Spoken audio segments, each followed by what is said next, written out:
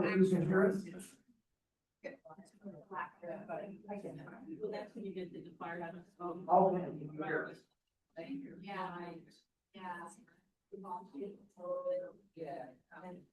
I've got everything plugged in. So Ken, at the very end, we were talking about the brown bags. So, it's not really on the agenda. If you went online, give me a thumbs up if they can hear me. I got, yeah, I see Gail, All right. Lester, perfect. Good morning, everyone. Welcome to the January 2026 meeting of the El Dorado County Fire Safety Council. Happy New Year. We are kicking off today's meeting with a lot on the agenda. So obviously asking everyone to be diligent in our conversations as we work through that. We know there's a lot to talk about and we want to make sure everyone has an opportunity to weigh in where they need to do that. One point of order, I've got to be out of here at time certain at 11:45. The goal is to be done by then, but if we're running a bit late, Dorothy will step in and finish the rest of the meeting. So a couple of things before we do the pledge. And you can see we've messed with our cheese here in the meeting. We can manage millions of dollars in funding, but we walked in and moved a few chairs around. We are all completely thrown off by what everyone's at. So just a couple things. One, it was when we originally set the front table up, when we were back at the firefighters hall, we were hoping we'd have like all of the board of directors sort of in a U shape or around the front. We realized with 32 fire safe councils now, and most of the councils having directors and e-board and staff, we were just getting, it was not going to work very well. And it was getting too difficult to manage around the TVs. Hugh never takes off his fire marshal hat, and I'm very comfortable about access to exits, etc. So what we did was we tried this out to where we've got e-board staff, and we've also invited Tanya to sit at the very end of the table. She just becomes such an active participant, and she's short, and we can't see her when she's out of the office. So I have this. No, it's just it's much easier, and I realized it was very cumbersome where her back is to all of you, and it's really, I think, more important that you're all able to engage her. So we're gonna see how this works and try it out. And because we made a last minute change, we didn't get all the tables lined up with this. So for us, I don't know if I can get through the meeting without looking this way. It's throwing me off. But we will rearrange our feng shui for next meeting. But again, thank you everybody for your patience as we sort of change it up a little bit. So with that, let's stand and I pledge allegiance to the flag of the United States of America and to the republic for which it stands, one nation, under God, indivisible, with liberty and justice for all. Great question. Is my loud out there? Is it okay? Okay. Yeah, so, item 4 consent calendar. Before we approve, I want to request one change. Paul Penn is online with us today. He's got another commitment at 10. And so he's asked if we could move the old business item strategic plan follow-up to right after consent calendar for new business. So if folks are good with that change, I'd like to move the consent calendar forward for approval. All those in favor signify by saying aye. Aye. Any opposition? All right, approved as submitted. Thank you. All right, next up, then we will go to item 6, old business strategic plan follow-up. We'll turn it over to Paul Penn, and then we'll have Jessica share the strategic plan update. Good morning, everyone. Can you hear me over there? We got you. Okay, great. And there we are. Very good. As you remember, in November, we adopted the strategic plan for 2026, but there were some minor changes and additions and some reconfigurations. I'm not asking for approval. That's already been done. Just want to go over some of the key points and hopefully incorporated some of the key issues that we discussed at the past couple meetings. You should have a copy of this in your packet if you've gone through it before. So just jump right in. Always like to state the mission so that it is consistent. We talked about the possibility in the future of looking at this and looking at that sort of strike through on wildfire and just fire, but we can talk about that at another time. Next slide, please. So essentially, just a quick review. Again, I'm not going to go into much detail. We did it in 24. Had some of the same and different folks review it in 25. Next slide, please. And then just want to go over the changes that we did that I incorporated into the presentation, which will serve as the framework for the strategic plan. And next slide, please. Again, here we talk about why are we doing this? And the world is in flux, so it's always best to be prepared for what comes down the pike. And so moving forward, no changes here. Next slide, please. One of the things I did is I just switched the order in, you'll notice here on the sub-recommendations, because the most important thing to do is to identify what do we really need and what is the expectation of the people who work for us to do. And the others kind of follow in lockstep afterwards. And this is just an ongoing conversation we've had. Next slide, please.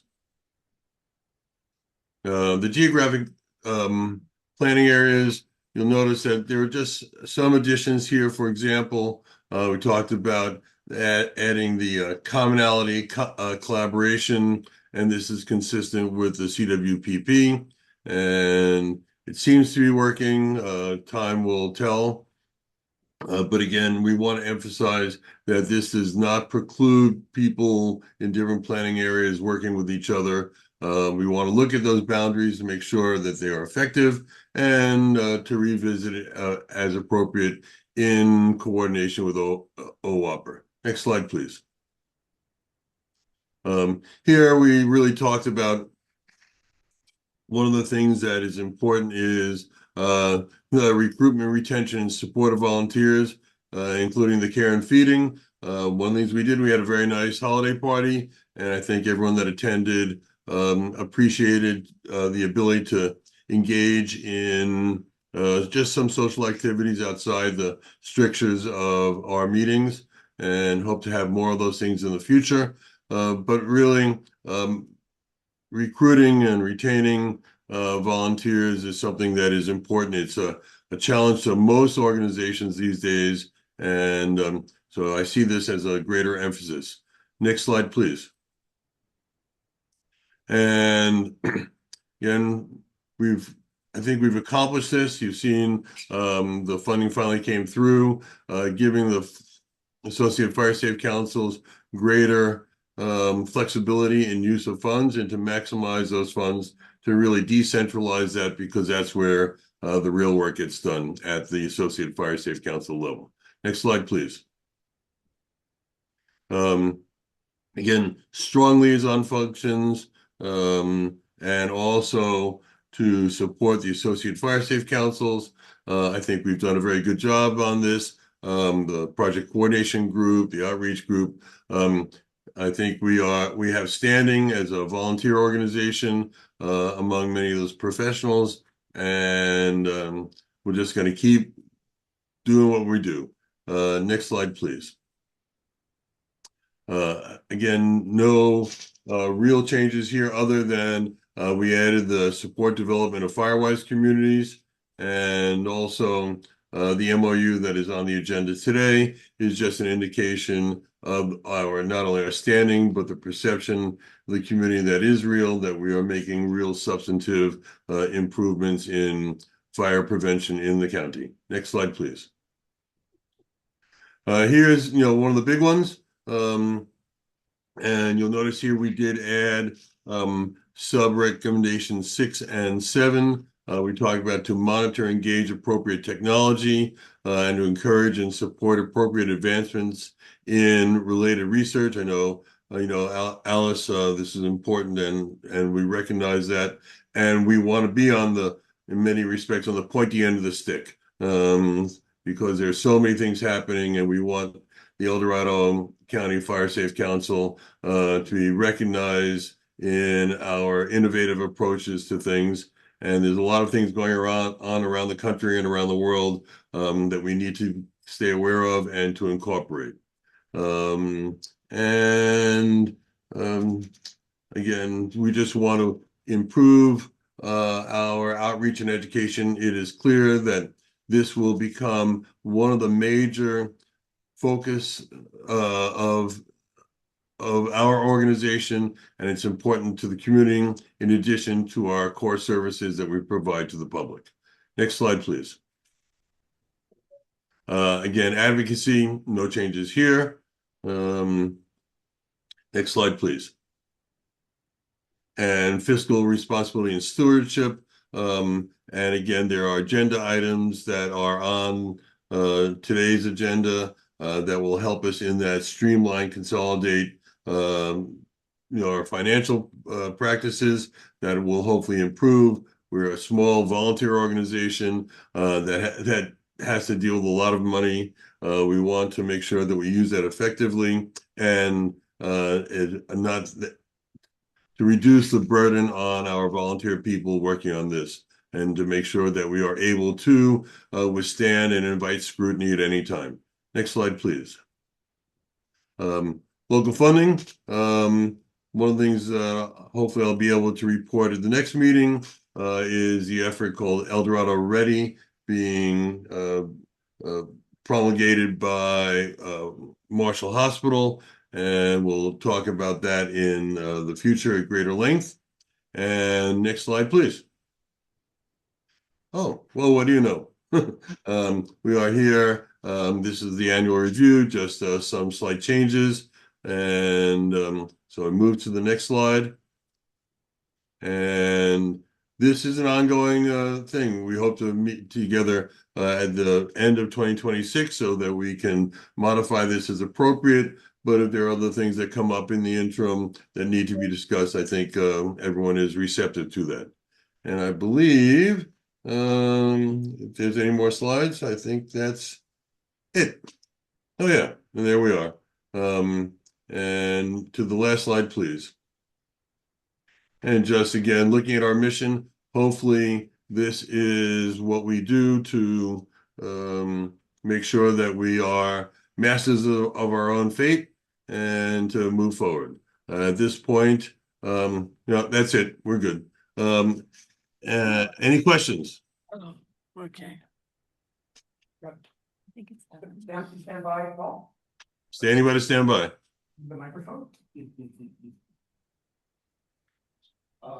is Chris Payne. Yeah, maybe for the microphone. Up top. I thought you guys always did that. Turn it on. No. How's that? Is this one gonna be turned on? So I it got- would be happy to have everybody just leave them on, but I know sometimes they get turned off, but Yeah. Hi, Chris. Hey, Paul. Hey, Paul, as you know, I was one of the nay votes, the last meeting and this, and so I just wanted to say, this is what I wanted. I wanted a review, which you've done. I wanted you to be, and for people that don't know you, I do know you. You're ethical and you do a great job. So the fact that I was a nay vote was only because I felt that there was something more that we needed to do, and today is it. So thank you very much for doing this. That's my comments. Thanks. Thank you for your kind words. Anything else? Yes, Ken and Robert and Robert. Good morning, Paul. Good morning, members present. Paul, you talked about revisiting it at the end of 2026, the strategic plan. From my viewpoint, this is essential moving forward. And I would like to make a motion that we review it at least every 90 to 120 days to see where we're at. In addition to that, Paul, I know you can't do this all yourself. So, and again, in my thinking, this is very important to move these things forward. And if you need assistance in any area, please reach out to me and I'll be more than happy to help. Most appreciated. Why don't we put that as an agenda item for the e-board on whether we just put this on the regular board meeting as a tickler every 120 days or so for a quick review, and we can bring that back to the group. But again, I appreciate your offering to help. Again, we like to bring in new people every year so that when we review this, we look at it with fresh eyes. So most appreciated, Ken. Yeah, and we've got the beauty is this organization has grown rapidly. And hopefully with that, we've got more hands that can help everybody. So thank you. Super. Great work. Thank you much. Any other comments? Yes. Gina Posey, quick You comment. again. Did I see you last night? You had a drink, it was good. You're everywhere. Some things we do better on. I just want to tell you how inspirational this group is. I attend a lot of board meetings with a lot of groups. And take the feedback and that input from last meeting and incorporate it into this plan. I have a Firewise community, and to see that you embrace Firewise and put it in the plan, strengthen it, I just want to say thank you. This is really commendable. Most appreciated. Any others? Anything online that I'm seeing, just going to see?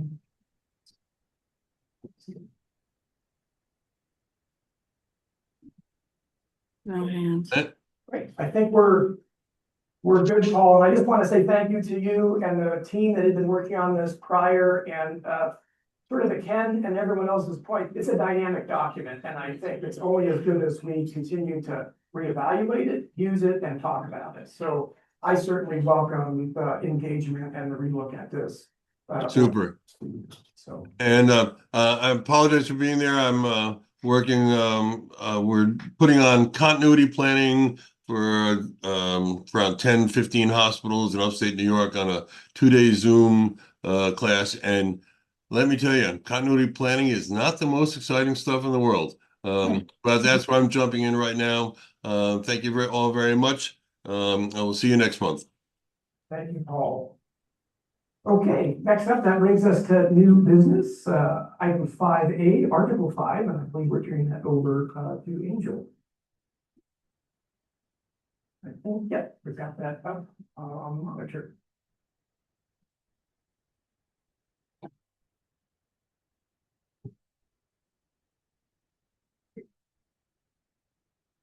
Good morning, everyone.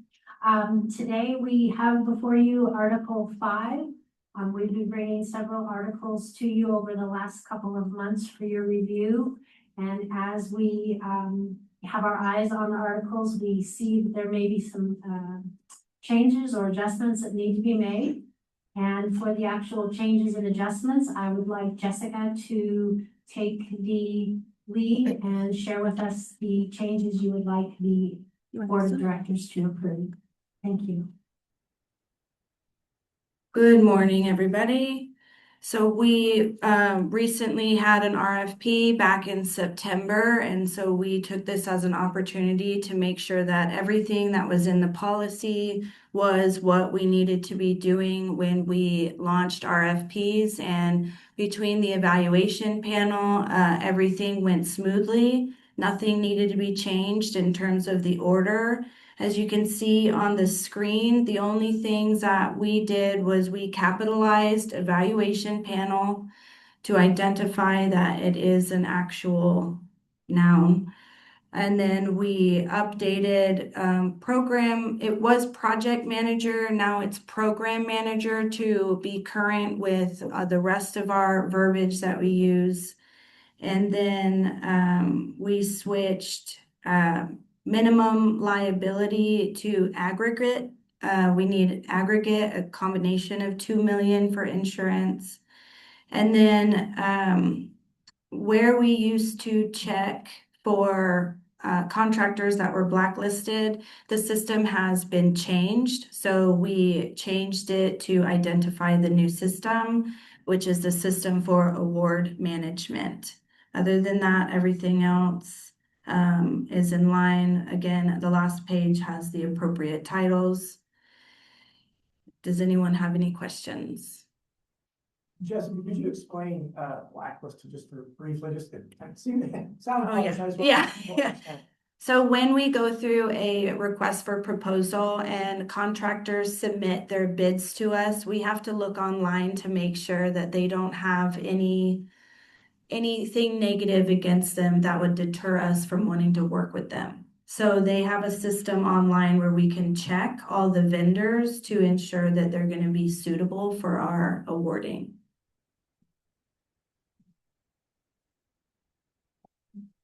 Alice?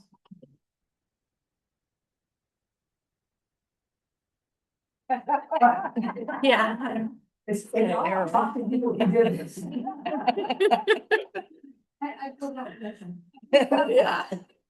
Is there also a way, and maybe this isn't a possibility, but sometimes contractors are fantastic and people really like them and through this program, is there any way also to do that, to let people, and let you guys know who's really? Yes, we actually do reference checks during these RFPs. So they list people and we call them and get some honest feedback. Well, and I, to that point, Alice, I will tell you, and Ken Rogers and Bruce can attest to, when we went through the last RFP, that played a huge role in the testimonials, actual clients. That was actually made the difference in some of them. Any other comments or questions? Okay, hearing none, this is a board action item to bring this forward. So all those in favor of approving the updates to Article 5 as presented by Angel and Jessica signify by saying aye. Any opposition? All right, the amendments are approved as submitted, and huge thank you to Angel and the team because they continue to go through our policies and articles and find those places where we need to bring them up to speed. Correct. Speaking of bringing things up to speed and current, our next new business item, 5B, is fiscal process modernization. And we, as you know, this has been probably our biggest workload and the biggest chunk of the strategic plan that Paul just talked about, because making sure our fiscal house is strong and can support not only our current operation, but our processes going forward is going to be key. And as we know how much time Janet is spending weekly and every month working on all aspects of this, I can certainly say that this group up here, listening to having the discussions, recognize this is probably the most important thing we can talk about right now that's going to set us up for success in the future. So with that, I want to turn it over to Janet to talk about a proposal on the table about modernizing our process. Good morning, everyone. So I called this our fiscal modernization process. As you are aware, and I've talked to you about it a lot, the volunteer treasurer is spending a lot of time. Go ahead and go to the next slide. We currently have a manual, basically a manual process. And that process is that I receive invoices either from you as Associate Fire Safe Councils, they come in via email. I receive invoices from vendors that we do business with, they come in by email.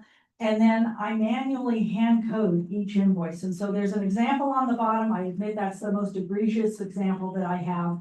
But I go through the invoice and determine what coding every expense goes to.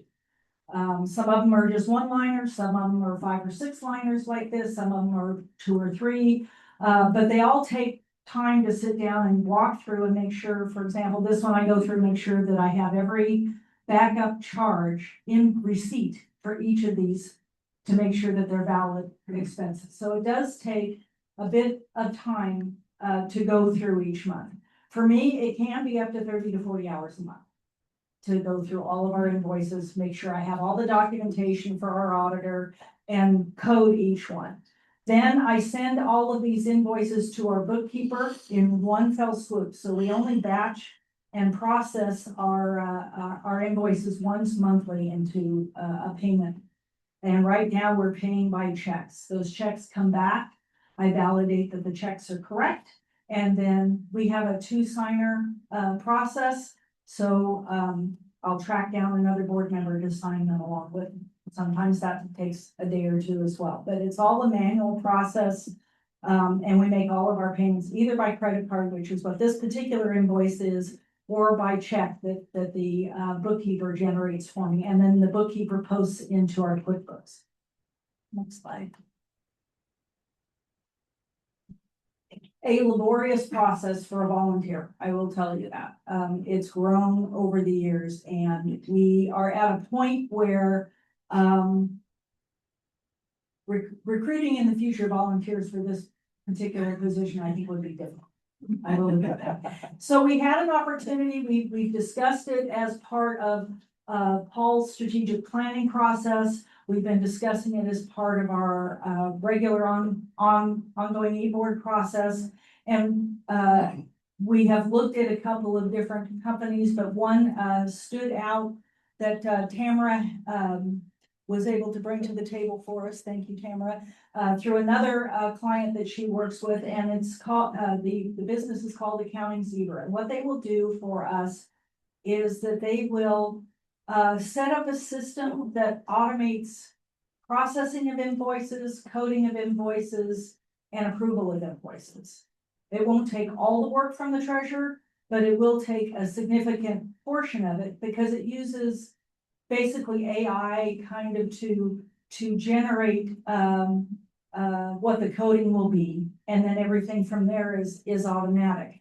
It will allow invoices to be processed through QuickBooks, who has a payment process, electronic funds payment process, or through Bill.com. Those are things to be determined.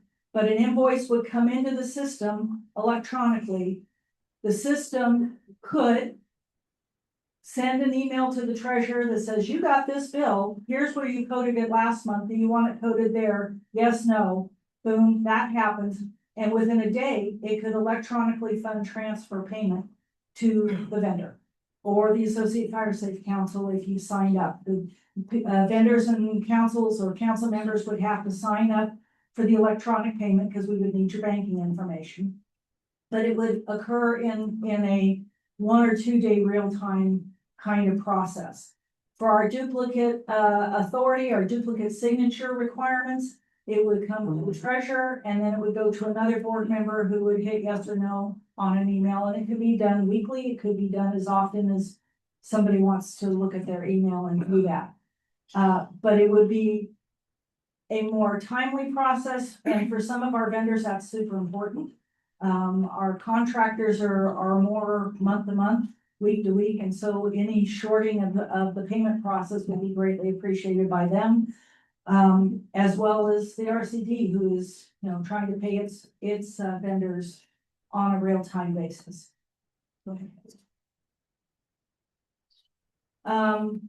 It also increases the audit trail. So it will allow documentation to say who did what, who approved what, when it was paid, and in what format it was paid. We can still do manual checks if need be for those people who don't sign up.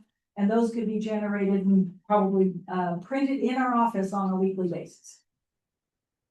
It would reduce the time spent by the volunteer treasurer because it wouldn't be me hand typing all of that information on the top of each invoice and then validating it and sending it on. It would just be more of an automatic, the email comes up, yes, no. Or if I want to change the coding, you can do it there and then it goes and does its thing. Speeding the payments to our vendors, and it's cloud-based. It eliminates the file transfer between the treasurer and the bookkeeper. And currently we use QuickBooks to manage our financial systems. We are using the desktop QuickBooks, which now costs $1,000 a year.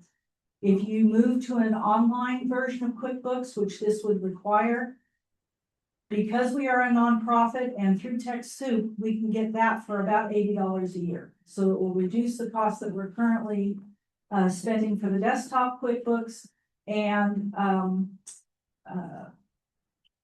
offset some of the costs that this will increase our cost. There's a potential for future dashboard options because everything's automatic. We can pull reports out of QuickBooks and post them if we want, or provide them differently in a more automated fashion. We would just work with Accounting Zebra to generate what the report looks like, and we can do that. But there is that potential for in the future. The costs. Go ahead, next page. Accounting Zebra's basically would be kind of all an online firm. They could do two things for us. They could, one, set it up, which would generate the EFT process that would generate the reports in QuickBooks for us. And they can set up the actual emails that would go back and forth for the coding. The one-time setup is $1,881. If we transferred to them to actually do the bookkeeping every month, which is an optimal situation, it's another $1,200 a month for the bookkeeping. She would also import our profit and losses. So every time annually that you do a profit and loss, that information is imported into our QuickBooks for tax purposes and for audit purposes. She would generate the 1099s to all of our contractors. We do business with that exceeds $600. We have to issue a 1099, and she would do that. And then the QuickBooks Online annual subscription would be $80. Our current cost, besides the time for the volunteer treasurer that's 30 or 40 hours a month that's unpaid, our bookkeeper we're paying now is $7,300 roughly a month, a year, and our subscription to QuickBooks Desktop is $1,000. So we're paying $8,300 a year for our current manual system. So there would be an increase in cost of the Fire Safe Council. That all of our business costs are paid for by our fiscal sponsor fees through our grants. So as each of our grants has a 10 or 12% fiscal sponsor fee that pays for the actual mechanics of running the Fire Safe Council, and this would be funded through that process. It's about $680 increase a month, but it will allow in the future for us to recruit somebody into this position, which would be a benefit to the council and not have it all be reliant on a single person. Any questions about that, Mark?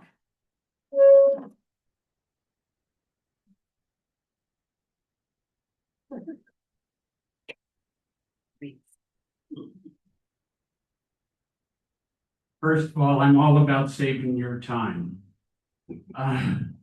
Been there, done that. First question is, what about the policy where for a grant reimbursement, it needs to go to Tamara and CCU? How would that change as part of this new proposed system? So for the education and outreach grant where she's validating it, we could set up in the protocols that she would be the first reviewer. Gotcha. Of those invoices.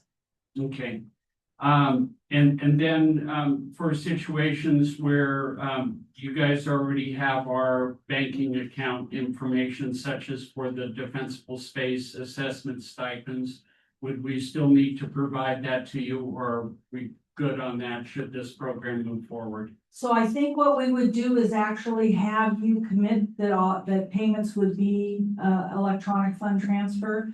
That was for a specific purpose, and I'm manually doing those. I would look forward to a process where maybe that could be automated as well. But I think there would be a sign-up process. Not all councils have their reimbursements go back to their council.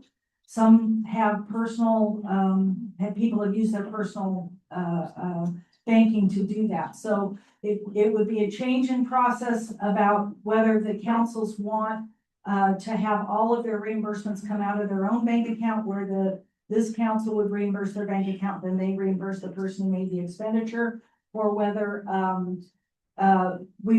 some council members may wish to, apply for electronic funds to us where we would pay you directly if you were signed up. So I think there would be a sign up process.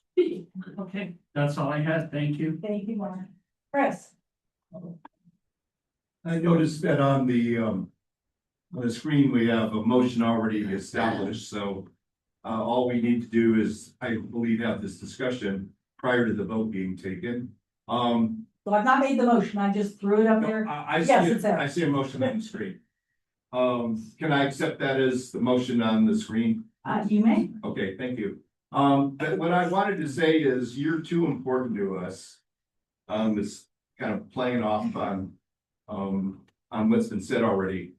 I'm surprised that there isn't a more, let's say, involved discussion about what the executive committee has said. You didn't establish that this is in front of the executive committee. They completely support it, that you've worked on any issues that have come up, which I established that you have. But if you could say that in regard to establishing the executive committee's position on this, what I assume is supportive. So the executive board did review all of this. We have been having ongoing discussions about this topic for probably 5-6 months now. It's a part of our strategic plan because we all recognize that at the moment, we're kind of single person dependent and we should never be single person dependent. That discussion is how Accounting Zebra came to us, was through our executive board, and at this point, the executive board is, not even going to speak for them, is supportive of this, as evidenced by the fact that it's on our agenda. So after the action we take today, I would believe that it should be a month or two. Well, that you would then follow this motion today, if it's approved. In that you are trying to get this on board before maybe a few months, or what can you establish kind of your timeline associated with implementation? We have a quote from Accounting Zebra, which is the information that I provided here on how much that would cost. So we have talked about a scope of work to make this happen.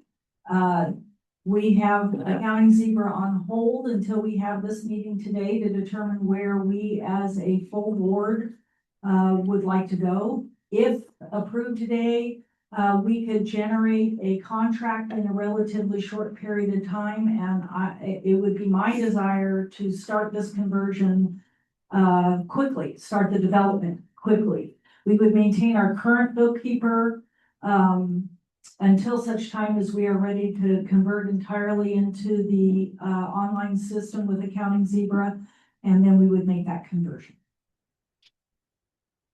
I think this makes wonderful sense. We owe you a great debt of gratitude for what you've done in the past, and I totally support what you're doing here, moving to this. I just have a question.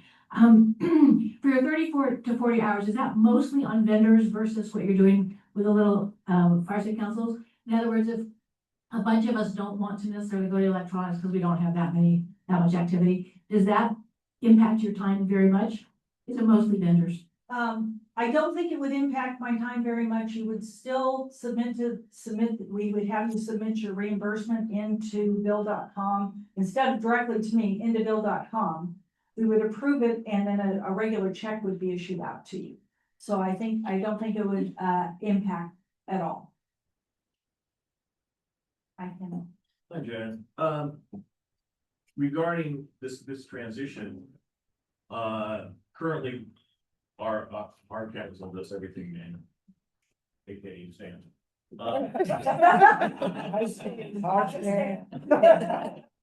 And you mentioned that right now we get the use of QuickBooks for $80 a year because nonprofit now. Is there an opportunity to leverage that for the associate councils also, so we're all on a standardized format? We have talked about that. There are, options through QuickBooks, to get an increased number of, we need to look into that further. But I don't think that's off the table at all. Okay, and then, if this change were to be approved, are there is there changes in reporting requirements from, the vendor for reimbursement on various things? I don't anticipate that at this point in time. Okay. Thank you.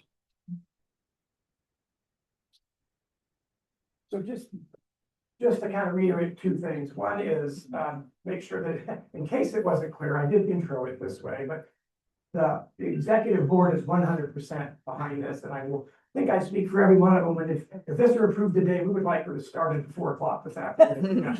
I mean, this has been, we purposely brought Zebra to talk to all of us because it was that important. This is the crux and the foundation. And these are really good questions about what's generating the workload. And it's truly, our weaknesses come in this volume of invoices with our vendors and trying to process, getting advances from CAL FIRE and our other grant cores, and then getting that process through invoices out to particularly the Resource Conservation District, who does the volume of our work and does the volume of the contractors. And so oftentimes there's a slow in that process, getting that done because of all the mechanics of this. But also in the assistance programs, we're doing a lot of business with multiple vendors, and all of those generate work. And so the ability to automate, and as Jessica has informed us, most of them are interested in the automated payment piece. Because right now they're physically stopping by the office on the day the checks are released to get payment. And so that piece alone has just completely sort of changed the flavor of how we work with our vendors and make sure we're supporting them, and at the same time, Janet's mental health. Yeah. David, one thing before you comment, if there came a time where we did not have sufficient fiscal sponsor fees to support any of our, organizational, functions, this included, then we cancel the contract and we go back to the manual process. I mean, or manage this, whatever automation that comes through this. Manage whatever comes through this, on our own. But, at this point, it would be really nice to have, this organization do this for us. David? Angel's husband ordered me to make a motion that we pass this. And I'll still manually calculate on debits and credit. Absolutely, thank Angel's husband. Yeah. Okay, so it looks like we have no further questions. It sounds like we do have a motion on the table. I'm gonna say it's from Greg. Kristen first. Well, I wasn't sure if that was a motion or you were just reading what was on the table. We weren't done with the questions. It's a motion. All right, so can I take Chris's as the motion, the first, and Greg the second, to move this forward? Okay, let the record yes, let the record reflect that. All those in favor of moving forward with the Zebra proposal as presented by Janet, signify by saying aye. Aye. Any opposition? Wow, well done. Thank you. And just Well deserved. the teaching center, we're always worried about bringing forward proposals that cost more money. But it does come from fiscal sponsor fees. But those aren't, there isn't an endless pipeline of all of that either. And so the e-board is very much wanting to bring forward to you all over the next couple of months, sort of an update from Janet on the status of our fiscal sponsor fees, where that's going, projections based on where our grants sit and when we anticipate getting those revenues from those grants. Because I think as we, notch up in running our business, it's costing more money, and everybody just needs to understand and see where it comes from and what the fiscal health is. So that will be coming to a meeting shortly. Okay. Next, 4 o'clock today. Yeah. Get on the phone, man. Yeah. Email now. Yeah. All right, next up, 5D. This was not in the board packet, but it has been an informational item that Camera has daylighted with us at previous meetings. Oh, you do that all the time. I do that all the time. I know. This is the important part. I got so excited, I forgot. This is actually, another very important. Tony's down there going, whatever. I'm trying to talk about this. Yeah. So this one You is in the can't board see her. packet, the memorandum of understanding, and again, we talked about it at multiple meetings. The relationship between El Dorado County and the Fire Safe Council has really been evolving, particularly since the Office of Wildfire Preparedness was established, and the support that the county is providing to the councils through that office. And long-term, we want to make sure, regardless of who's working or in any of the officers who's anywhere, we want to make sure that relationship is long-standing and just only continues to grow over time. And so the common way to do that is a memorandum of understanding. It's not binding. It's no money exchanges through that. It's really just a commitment to work together. It doesn't obligate any of us to do anything other than to continue the process of collaborating and working together. And so with that, I want to turn it over to Tanya to present, and we've got it on. Hello, everybody. It is nice to be up here and I can see all the faces you're making now. Okay, so like Ken mentioned, this is not some kind of legally binding, nobody's responsible for anything, but these are some agreements that the county has made to the Fire Safe Council, and in turn, the Fire Safe Council has made to the county with your acceptance. So just to reiterate the background, the county has recognized the threat of wildfire in our county. They developed and adopted a wildfire strategy, and part of that strategy was to develop a coordination group. From that coordination group, there's a bunch of subgroups, but the county has always recognized how critical the work of the Fire Safe Council is, and especially in this county. Every time I speak to you, I let you know that what the Fire Safe Council is doing in this county is not normal in other counties. So what is, well, that could be taken. Now you want to know why I skipped her. Depends on the day. But the Fire Safe Council is doing incredible work, and the county is very committed to making sure that that work is being advanced and that we are doing everything we can to put the Fire Safe Council out there and support what you are doing. So the CAO, Sue now Phillips, this is her commitment as the county CAO, and the first page. So Jessica, you can kind of scroll through because the first page is just the recitals, and it's just basically what I said. So is the second page, and then further down into the second page, I just want to go over this. The county does agree to include the Fire Safe Council as a standing member in the county's Wildfire Preparedness and Resilience Coordination Group. We'll also include the County Fire Safe Council in all working groups, including project coordination, defensible space, public outreach, and other initiatives. Also agrees to coordinate updates and implement the West Slope Community Wildfire Protection Plan, and serve as the point of contact for GIS requests from all associate fire safe councils, including maintenance and adjustment of boundary lines, and support of Fire Safe Council information on the county's mapping tool. And when agreed upon, GIS may provide additional support, including maps, special project information, and mapping data for your own GIS program that you may get. The county also agrees to sponsor, support, or directly apply for grants, which include funding to the Fire Safe Council assistance programs. And the county will continue to participate in the qualified entity home hardening defensible space assessor training cadre. Also, the county will always consider the County Fire Safe Council for Title III funds when available. And the county will support and develop the dissemination of outreach materials, workbooks, and other materials, which will include the County Fire Safe logo and information. Lastly, but probably, there's unwritten things, the county will continue to develop reports and presentations to the Board of Supervisors and include the Fire Safe Council in those presentations. So that is the county's commitment to the Fire Safe Council, and what the Fire Safe Council has agreed to is to participate in all of these groups, the coordination group and all of the subgroups.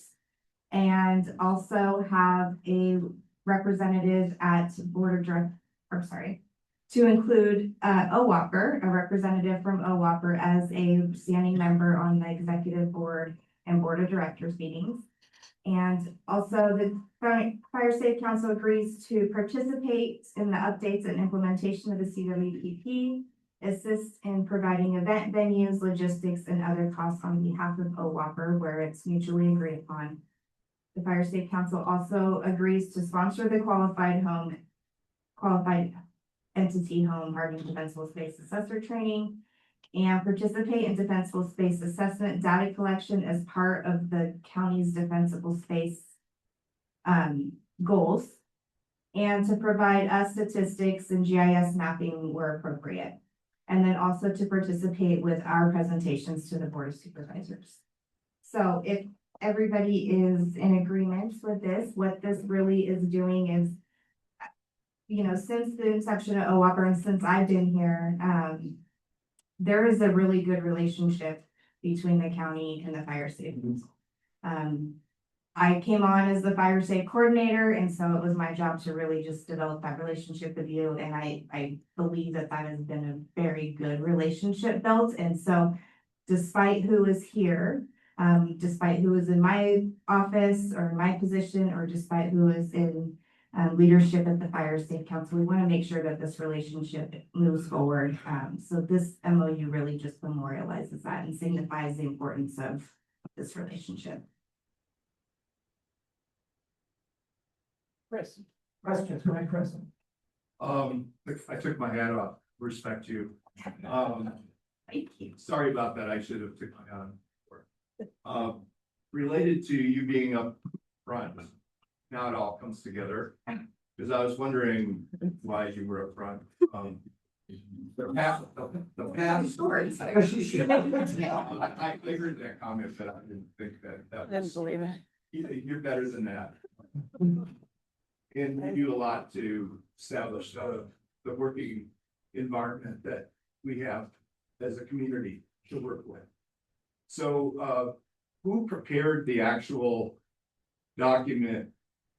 Was it you or was it someone else that you now are representing as this document for action? In coordination with Fire Safe Council, our office prepared this document. Okay, And the signatory on it will be Sue Phillips.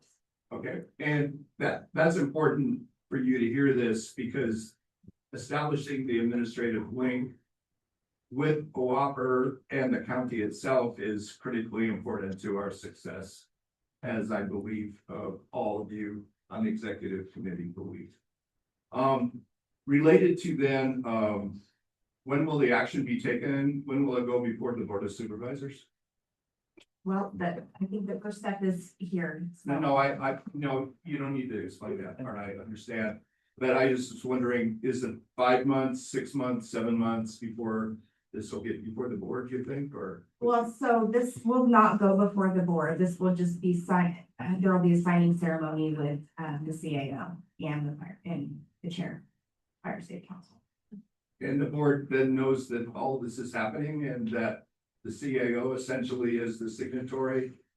You know, I have a lot of experience with county government and I'm a little surprised to be surprised by this memorandum of understanding, not the document itself. I see the necessity of it, but the fact that it's here before us today, when we have the CWPP, you know, that's supposedly going to go to the board, right?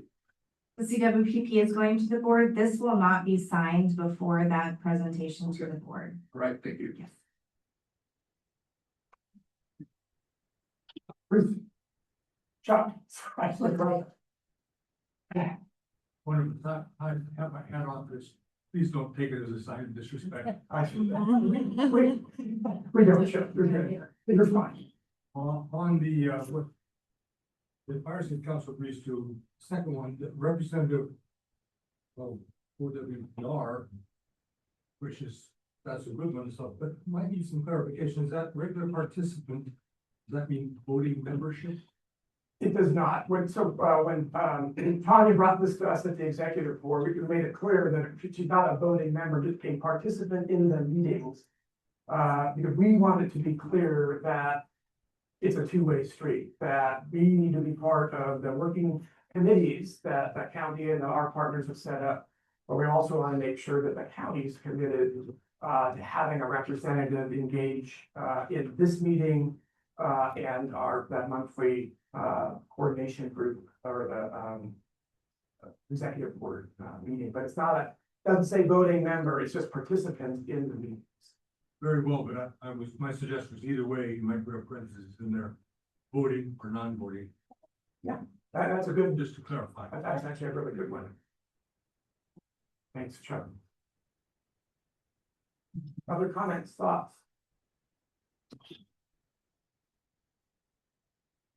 Okay, so what, before we put it to vote, just to clarify or to make it clear, when we as the board met with, several of us met with the CAO Sue Phillips on this, we wanted to make sure we were doing it the right way, what was the protocol. Sue is delegated on behalf of the board to sign these. It will be a discussion, I guarantee you, on February 3rd, when OWAPR presents the annual report to the Board of Supervisors. So this will absolutely be part of the board packet in terms of what's being discussed.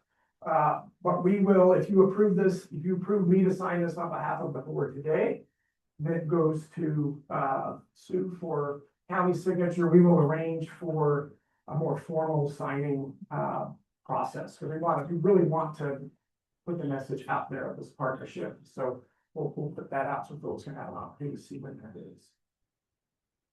So with that, if no further questions, like to move forward with the amendment as presented by Chuck in the Fire Safe Council e-board meetings, how that language presented. So do I have a motion to move forward with that amendment? First by Bob Hess provides the motion. Second. Oh, didn't see your hand. Thanks again. Second by Ken. All those in favor of approving the MOU with El Dorado County with the amendment as presented, signify by saying aye. Aye. Any opposition? Right, hearing none, motion approved. Amazing. Thank you. I think this really does, in partnership with the county, thank you, Tanya. It really sets us up going forward for this continued relationship that you've all built together. Okay, now 5B, we will turn it over to Tamara for an update, a presentation on the CWPP project pipeline.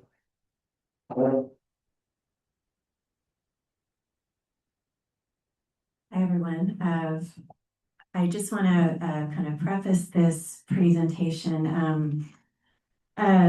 This is a proposal on how we as fire safe councils can work through a process of identifying and prioritizing various projects in our fire safe councils. It's a proposal, and I welcome everyone's thoughts and comments because as we're realizing, this is kind of new territory for us. In the past, fire safe councils have kind of identified their own projects and gone after grants, as we've talked about a lot in this forum.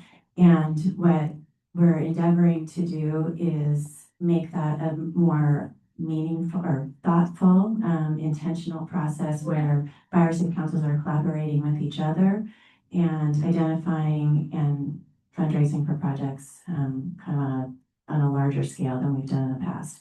That's because our funders are asking for that. We're competing against each other. We want to make sure we're getting the biggest bang for our buck. And we're, having the highest chance of success in the proposals that we're submitting. So just to give you a little bit of background, as many of you in this room were part of this. The Community Wildfire Protection Plan, we worked to develop that. What's wrong? So it's just the way it shares.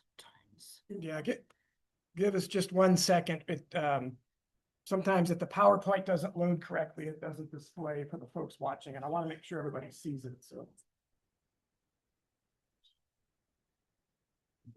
Yeah, I think, can you go into presentation mode? Did it work now? I don't think so. It didn't work on mine. No, we're stuck on just the ones.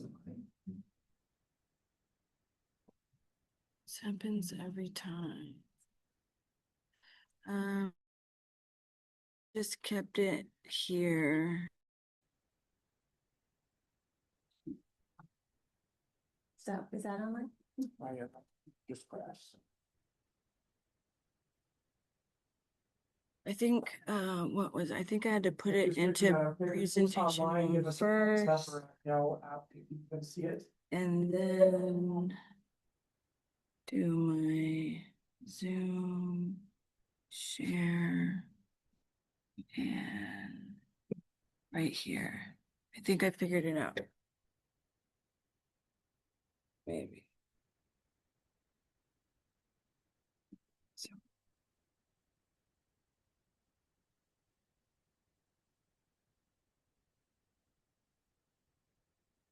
I could go look at that. Oh.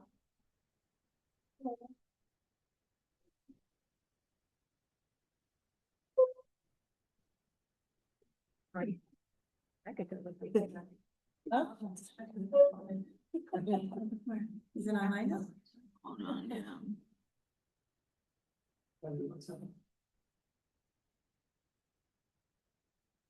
I think you're there. Oh, now it's not opening for. Shoot.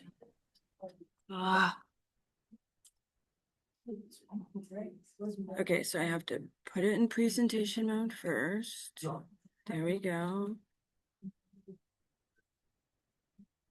Now I screen share to this.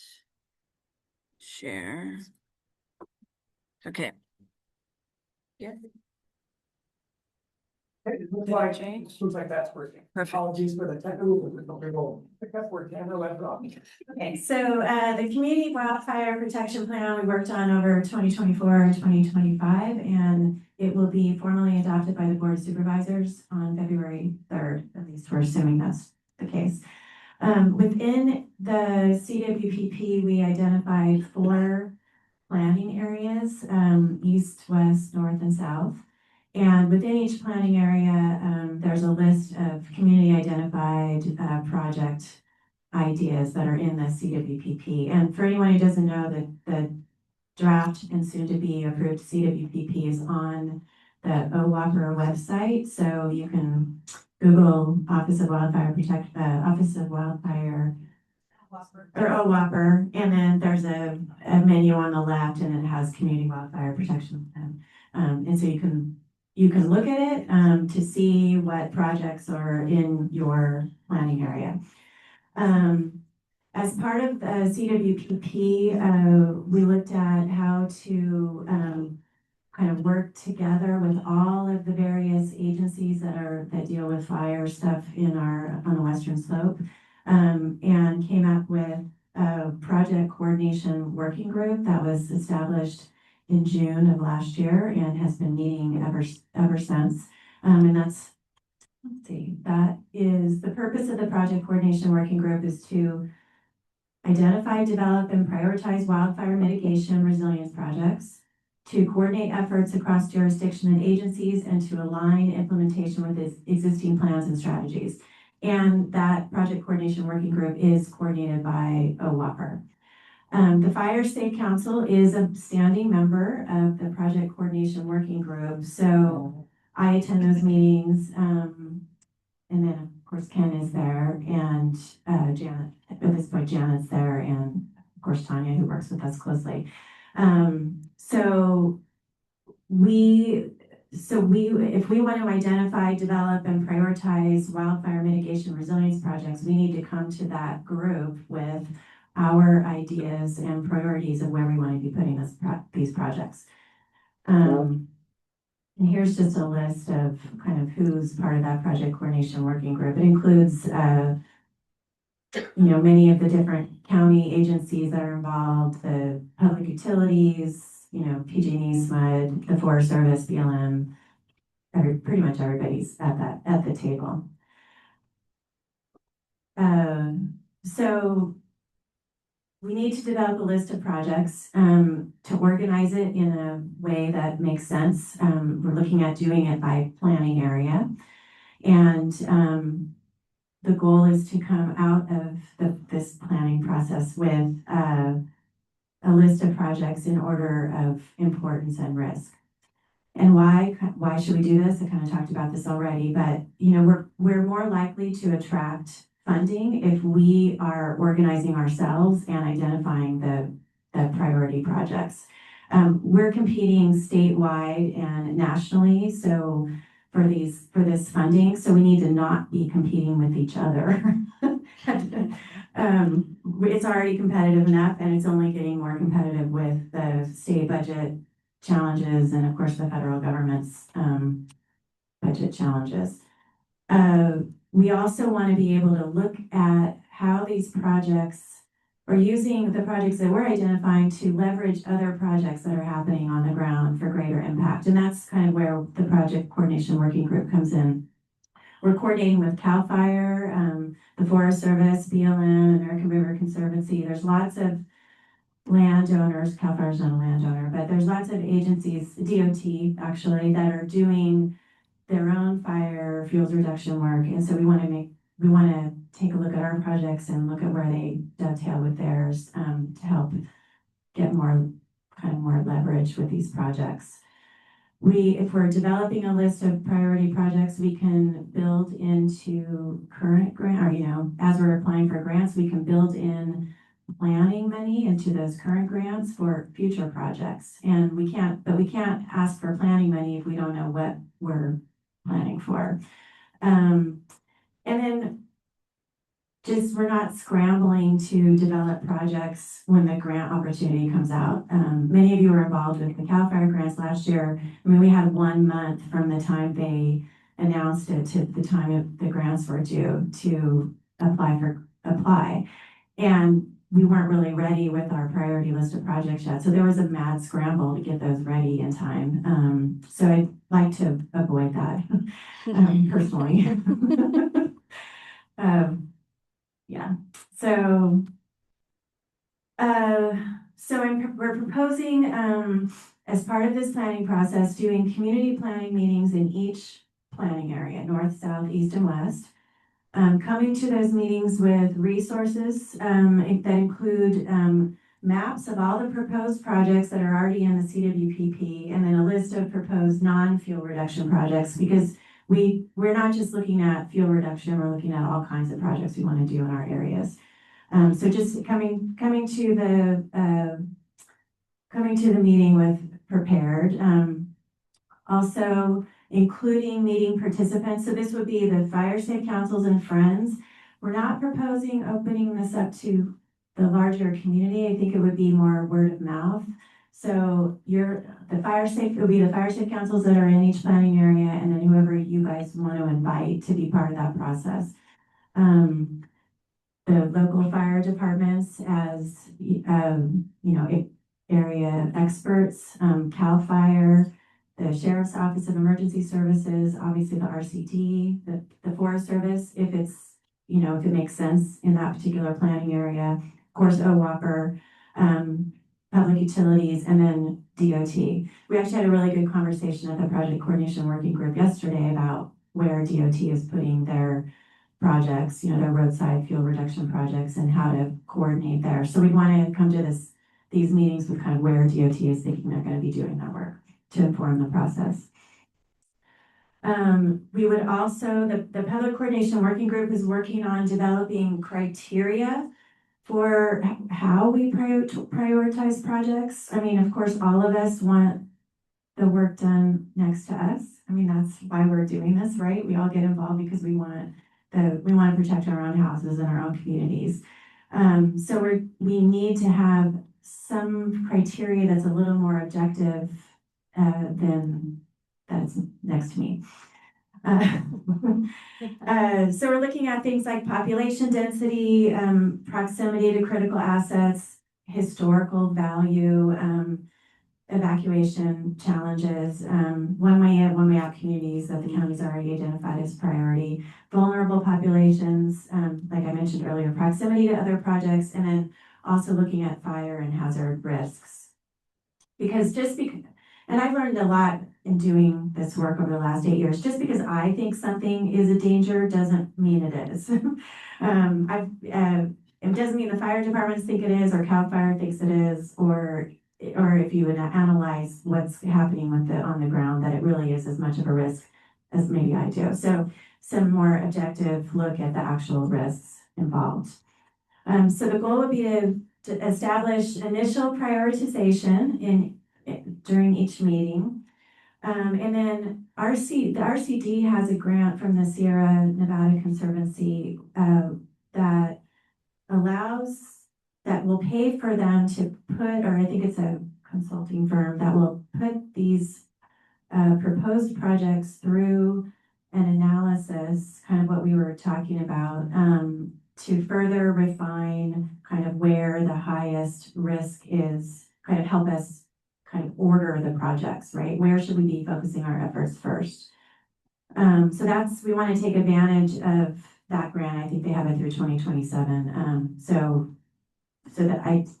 The goal is that all of the projects that we're identifying on our end will put through their process, and then they'll help us kind of timeline order it. And then the timeline we're looking at is today, this month. I'm presenting the concept to all of you at this board meeting. February through May, we would hold a planning meeting in each area, one a month.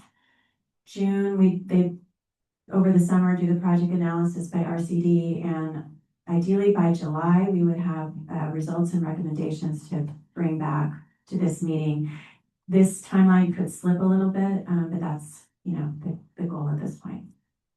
Okay, so I'm sure there will be a lot of comments and questions. So happy to open it up.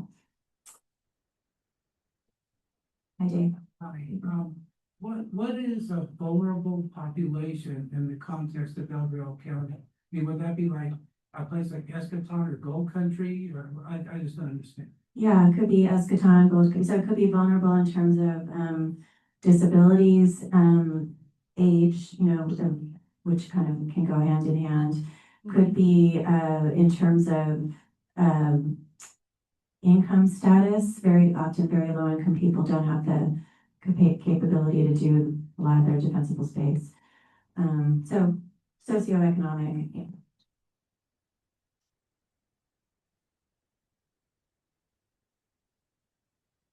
Hi, Hassan from Sierra Springs. How does this affect, if at all, the email we just got about this pending grant from PG&E that proposals are due in February? Yeah, it doesn't affect it. We're not going to get through this before February, so No. yeah. Okay, My question is, do we act on it alone as individual associate fire safe councils, or do we work with you? Yeah, so you know what, I'm going to table that for later when I get to my grants report, but yeah, so that will be a separate kind of outside of this process. Alice. Great. Can you go back to the criteria slide? Which one was that? I think we're too far back.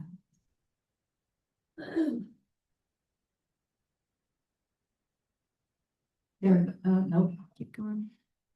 Yeah. There. Okay. So, historical value is on there, which I'm glad to see because historical value is really important, but it doesn't necessarily meet our mission theoretically of people and property, except it really does because our property is affected by historical value. But what's missing then is ecosystem health and natural resource value.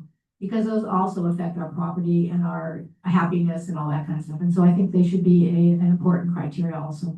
Yeah, I would agree with that. This is, I just came up with a list of, examples. It's not the final list, but so if anybody has things that, I think, thank you for that. And if anybody has additional criteria, please let me know. Yeah. Excuse me. I just want to. Oh, yeah. You are slick. Okay, go ahead, Chris. Hi, you and I have talked about this before, most recently, it was this past cycle, that came in, where Associate Fire Safe Councils had an opportunity to do, a project, related to, CAL FIRE funding, and, I came to the organization meeting at 515 Main Street at the office there, and I got the understanding that priorities had changed. At that time, it was related to timeliness and how fast we could do some of these because they had really short timelines. No shorter than February, which obviously is a few days away. But your proposal, your proposition, makes it seem that the Associate Fire Safe Council role now has changed, critically changed, in that the Associate Fire Safe Councils don't have that individuality anymore where we could decide what we wanted to do and just submit. And if we had the effort to do that, then we got it done. If we didn't get it in. You are a hired person to cover us as a council, and in that role, there's a certain amount of efficiency and effectiveness that you see, because I've talked to you about this.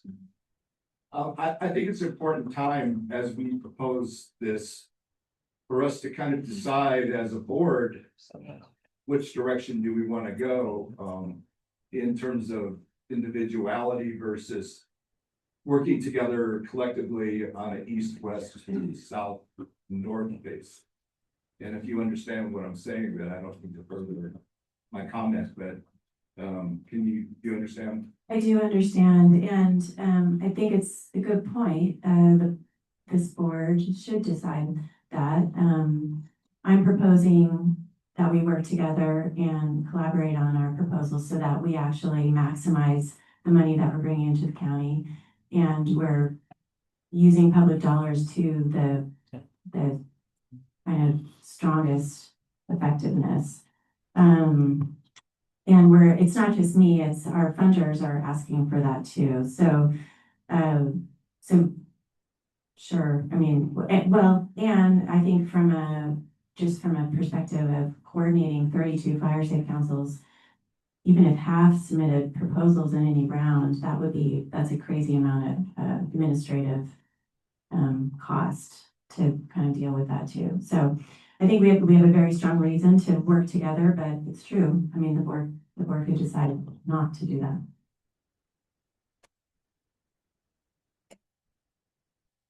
Kind of following up on that same thing. So, our forward areas, which, I kind of was worried about before, but here again, so we're gonna have these planning processes that very much are compartmentalized and separate from each other. And so they're not based on watersheds. And so, for example, Martinez Creek has a big effect on Placerville, but the two planning processes are now separate because one's in one area and one's in another area. So do you have an idea on how, I know you always said that when we have these 4 areas, that doesn't mean it was set in stone, that if our planning processes are separate, how do we kind of coordinate across boundaries, if you will? Yeah, I mean, so I think that has to happen. I mean, obviously we have to do that, coordinate across boundaries. There's going to be a lot of the same people at all of the various meetings, and no one's like excluded from an adjacent planning area. So for instance, the South planning area, people could attend the East, I can't remember if Placerville's in East or what, but could certainly attend the other areas and weigh in on it. Like, the reason for separating out is just to make it kind of workable, rather than having one single large meeting, so. But of course, things are gonna have to cross over, and our partners in the project coordination group are looking at how things cross over too.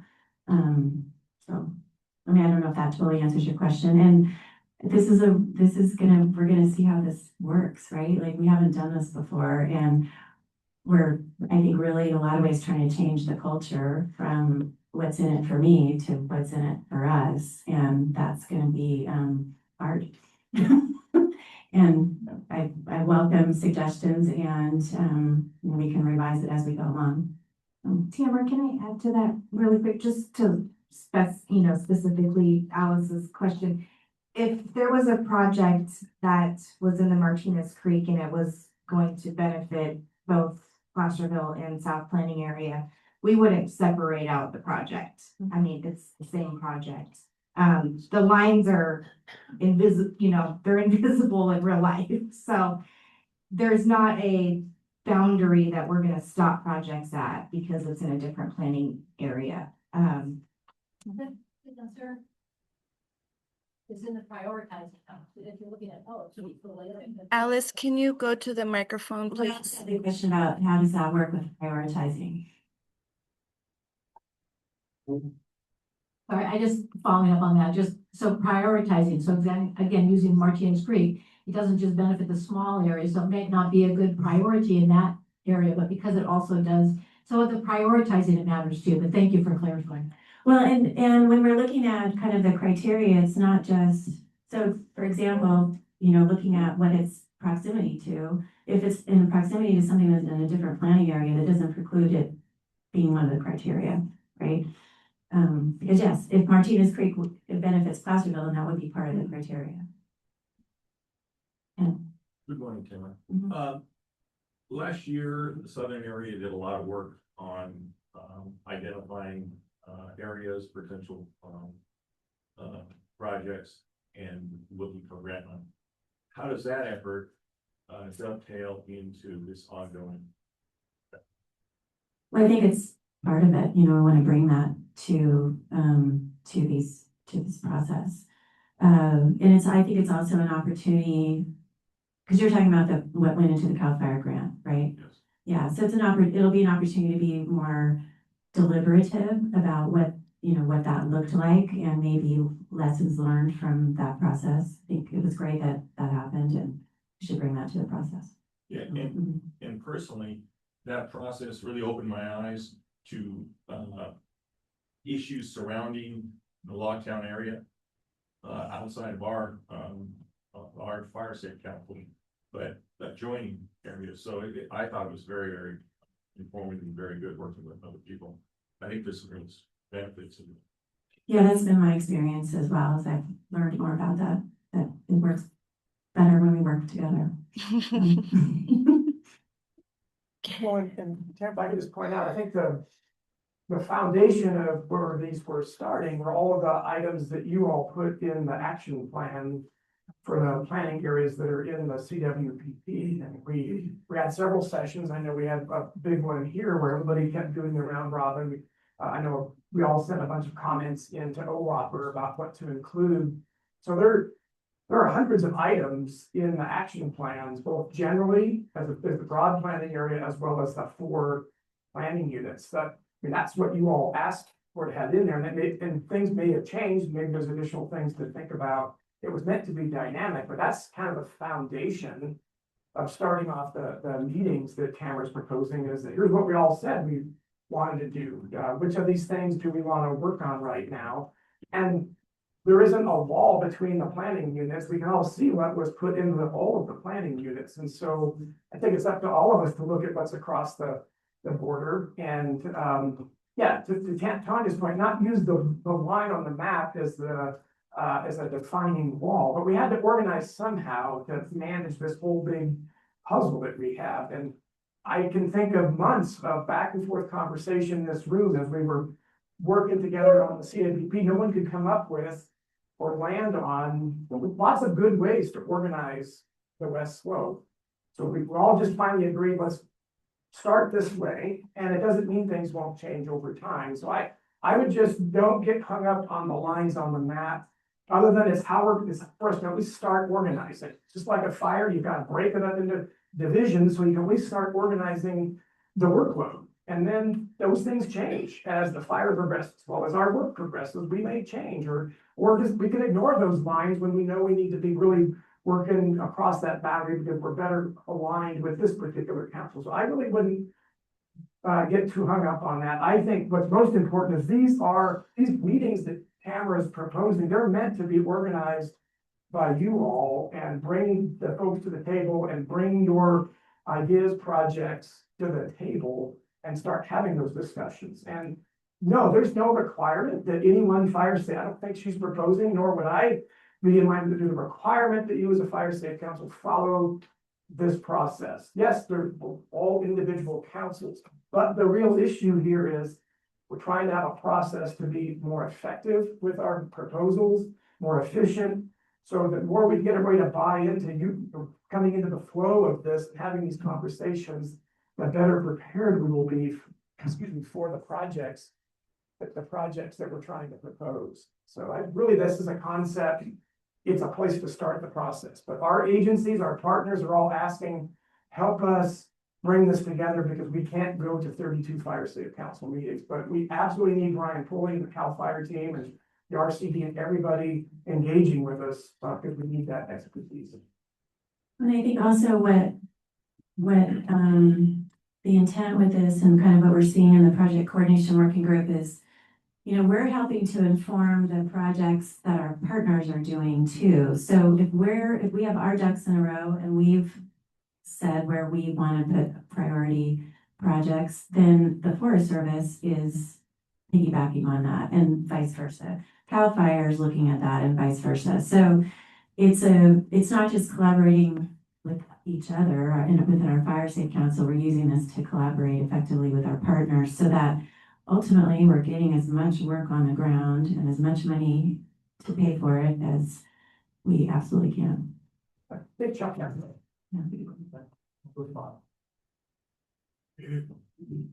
I very much like the idea of having the organized approach to grant planning and proposal planning. Says a longtime grant writer.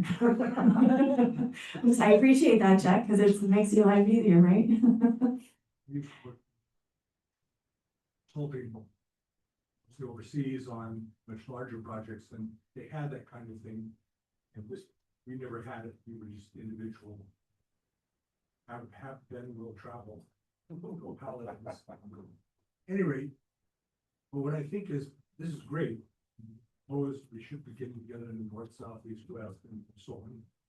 But I think also you should bring to us the overviews of the project coordinating working group. And I'm sure that, you know, there's several projects around the county that are outstanding. And, you know, for instance, Martinez Creek might be an example of one that combines many things. And you might have 5 or 6 like that. You might have, you know, Weber Creek East, you might have Georgetown, Mosquito, that whole watershed area. All these are things in the past we've seen and thought about working together with 2 or 4 or 6 or 8 different fire safety councils. This was some of these years ago. But the thing is, you guys with the overview and with the input of the institutions, the CAL FIRE, the Forest Service, county, and so on, the RCD with their studies on the priorities. You know, you must have an idea of what your proposal for the top 4, 5, or 6 projects in the county might be. And if you bring those to those meetings, then we could also comment and say, hey, you're forgetting this, you're forgetting that. All I know, all that's all laid out in the CWPP, which I've actually seen the draft of in recent versions, so I don't know exactly how it reads, but hopefully it could be a 2-way project. You know, it's not only grassroots up, you know, grassroots in areas combined up, but also the institution should be telling us what their vision is. the whole county and we can respond to it. Yeah, that's, thank you, Chuck. That's kind of the idea, is to give everyone who's at these meetings kind of the larger lay of the land of all the stuff that's happening, rather than just the things we want to do. So, yeah, to your point. Thank you. Well, Chuck said, I think kind of what I was gonna say too, but some of the fire safe councils, my own included, have had pretty loud voices and have had some serious grant dollars come to us more than once. Tamara and I had kicked around some grant ideas here several months ago, and I actually told her, and after I hung up, I couldn't believe I said this. I said, you know, we've already had a lot of money in Coloma Lotus, and I've got my eyes on some areas, but we really need to help some of the areas around the county, other areas. You know, and just popped into my head, Greenwood, for instance. I don't recall any grant work done in that area. So I'm 100% before this. We're a county fire safe council, and while we each have our own voices, we as a organization need to take a look at the whole county and see if there isn't a loud voice, and there hasn't been in the pool area, for instance, over the last few years, then we as a group need to look at that too, so they're not neglected. Probably mentioned it in the CWPP also, but just thought I'd point that out. I'm all in favor of this. Yeah, I mean, I think that's one of the things we need to for sure look at where the gaps are. Because that's been my experience too. There wasn't anything done on the divide in terms of fuel reduction. And when I got involved, I had a loud voice and got some money, but you know, that's not true for everybody, for sure. I realize we got. Hang on a second, just to follow up on something that Chuck said, just so folks know, the draft CWPP that'll be going before the board, it is linked on the OWOPR website, so you can go to the site. I know it had gone through some revisions, editorial cleanup pieces, but it is now the draft version that's being submitted to the board is there and available for folks. And if you look at the table of contents, you can see what page the planning area, the list of projects in each planning area starts on. First of all, I realize we gotta move on, but I had an epiphany, and when I have an epiphany, I have to get it out, so. Okay, later on today, we're gonna have a brown bag with Firewise communities, and also with fire adaptive communities discussions. That's the answer to my question about individuality. We've lost the importance, not the importance, but we've lost that ability to just do whatever we want to do. Just all we have to do is figure out how to do it. But we've gone and made a slice of our fire safe councils into these respective community areas. And those community areas have become more and more important to us in terms of the programs that you know, that if you get involved, you have to make sure that you're following the appropriate rules and administrative responsibilities. So I think we still have that more personal approach to projects, and it comes in a different form. And I just was wondering if you thought that my epiphany was pretty much the answer to my question about individuality. I think it's up to you, Chris, if you think your epiphany was the answer. I wouldn't want to speak for your brain. We do want to move on, and this was really meant to start really putting some meat on the concept that I think Hannah's been sharing. I would leave you with this: if you've got additional comments or thoughts, please send them in to Tamara. At the end of the day, we're not letting grass grow under the CWPP. We want to hit the ground running.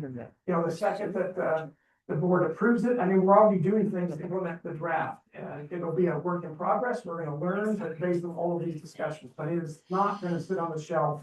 We're going to use it, and that's why we're trying to put action forward and make some things happen. So with that, item 7, executive board reports. I'll defer any comments. We've talked a lot. I will turn to Dorothy for the vice chair's report. You're bad right here. Thank you. Good morning. Happy New Year. Just as an update on automation, remember in November, we voted that we are moving to have our systems, 3 programs, defensible space, hazardous tree, and home hardening, not home hardening, shipping, like the grandfather program. Those 3 automated through Pro West. So they're working on the build out. We're meeting weekly with them. Jessica is in closer communication, making sure that she is forwarding all the information that we need for those programs and answering all questions. So thank you very much, Jessica, for all your time that you're putting into that. The launch will start first with shipping. That's being the first program being built out. And we hope that it is up and running with automation by the next board meeting. And when we were talking about Zebra, bringing in the finance and QuickBook, as we're building out the programs, we're also looking how does that tie in so that we can have an actual all threads automated system along the way. So yes, we're coming in. And the other thing I wanted to make sure that you saw was the spotlight report. Everybody, thank you.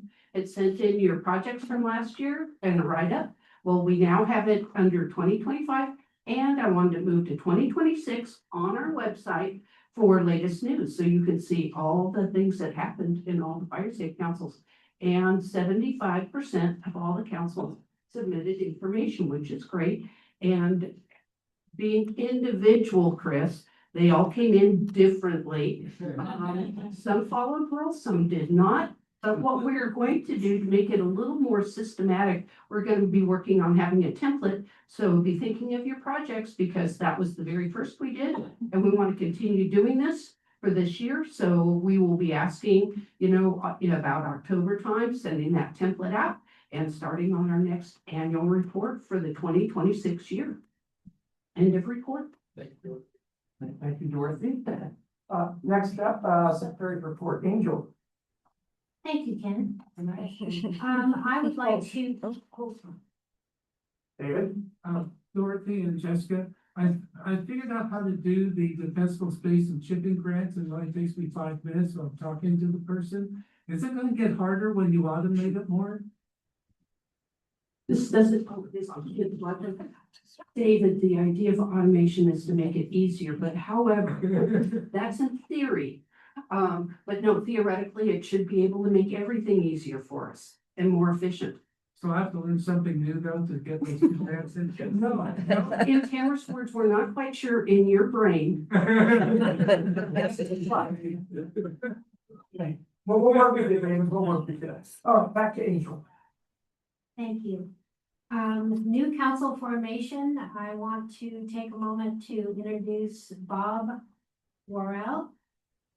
Bob, is a new face in the room. Bob is interested in learning more about what we do, so I want you to introduce yourself to Bob and offer him any help and advice. Mark is already doing so. He is in the Happy Valley area, so we may see something happening in that area soon. Governance, don't really have a report. I think we bring items to you on a monthly basis that we feel we need to update, and I appreciate your support in those updates. Thank you. Thanks, Angel. All right, back to Janet for the treasurer's report.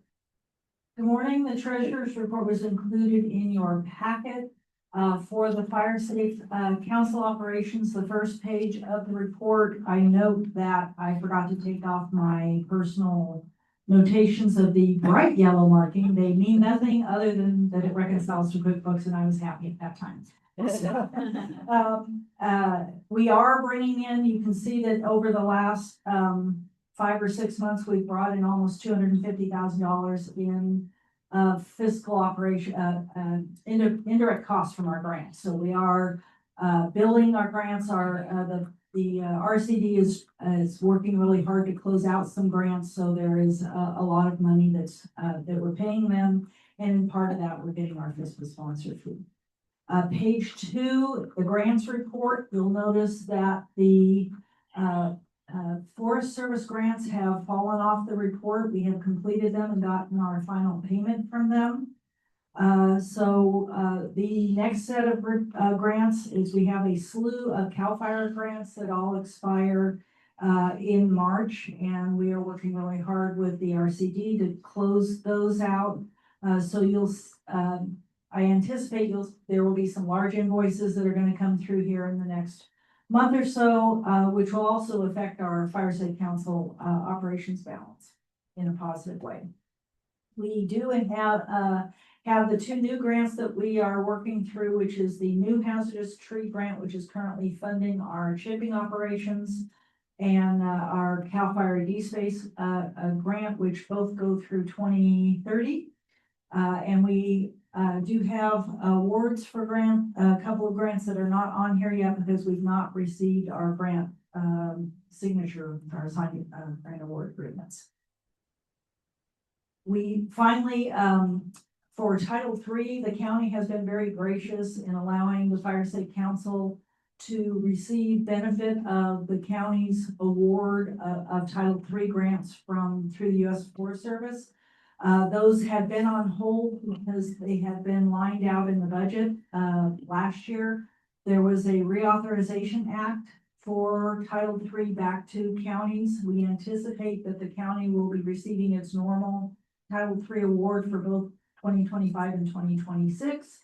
We do have a 3-year agreement with the county for those funds, so we anticipate that once the county receives those funds and does the reporting requirements that it needs to do, that we will also get the new Title III awards to add to the Title III funding that you see here.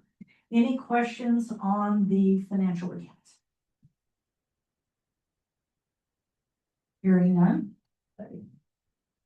So, all those in favor of approving the treasurer's report through December 31st, 2025, as presented by Janet, signify by saying aye. Aye. Any opposition? Treasurer's report approved as presented. Thank you, Janet. Okay, and thank you to our partners for your patience and as we work through our long business agenda today, but we were up to partners reports, and calling on BLM. I don't see BLM in the room. You are, raise your hand, they're online. Okay. Next up, we have Ryan Pulley here for Jeff Hogue from CAL FIRE. Welcome, Ryan. Good, again, thank you. And yes, I'm here for Jeff Hogue. He's now my supervisor. I recently transferred to his previous position to the kind of wildfire planning. The main item that I want to talk about this morning is the South Placerville fuel break. For those of you that haven't heard about it before, I'll give a quick summary of it. We'll have a presentation next week, and I'll elaborate more on that. So in the Weber Creek drainage, essentially from just east of the Placerville Airport to Missouri Flat Road, 5,500 acre fuel break along that bridge just south of the city of Placerville. Partnered with the RCD and a lot of community members. So it's a new type of project for us. We have EID accounts for approximately 1,500 acres within the total project, and then a little over 200 possible community partners. And so one of our mantras in this project is without the community, we won't have a project, or at least not of the scale that we're trying to achieve. So not tomorrow, but next Thursday, the 29th, we have a presentation at the Placerville Town Hall. So at 549 Main Street at 6 o'clock, Thursday, the 29th. We'll have a presentation with a lot more details on that project. Thank you for having me. Yes. Okay. Next up, Office of Wildfire Preparedness and Resilience.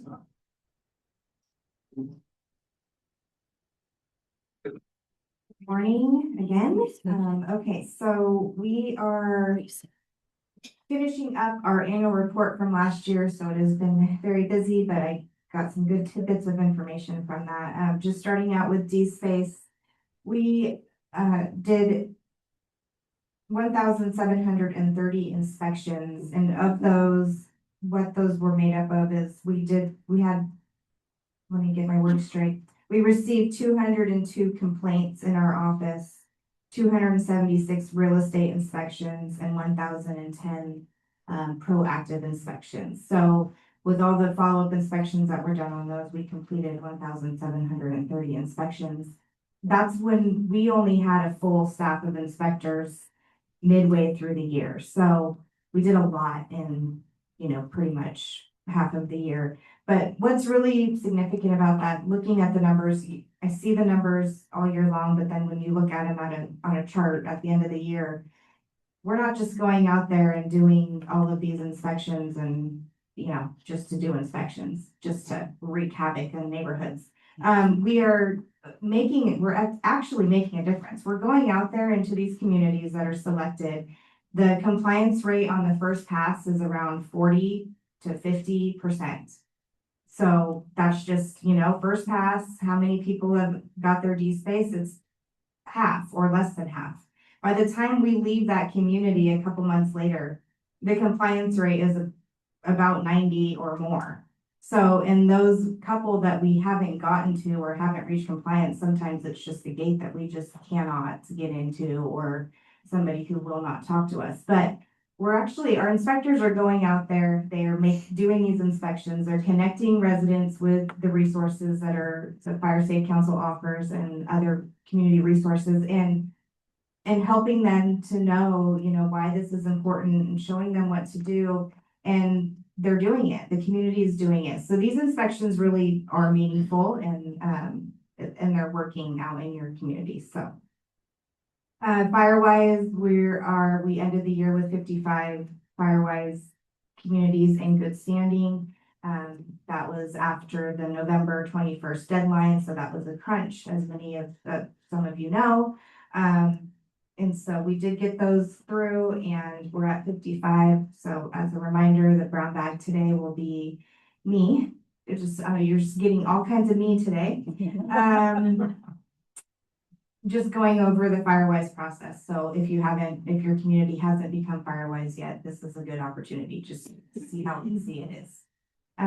Also, Weber Creek, we are just a really quick 5-second. Weber Creek is the $25 million FEMA grant that we got to do around 525 homes, defensible space and home hardening. The area is in the Weber Creek drainage in Placerville.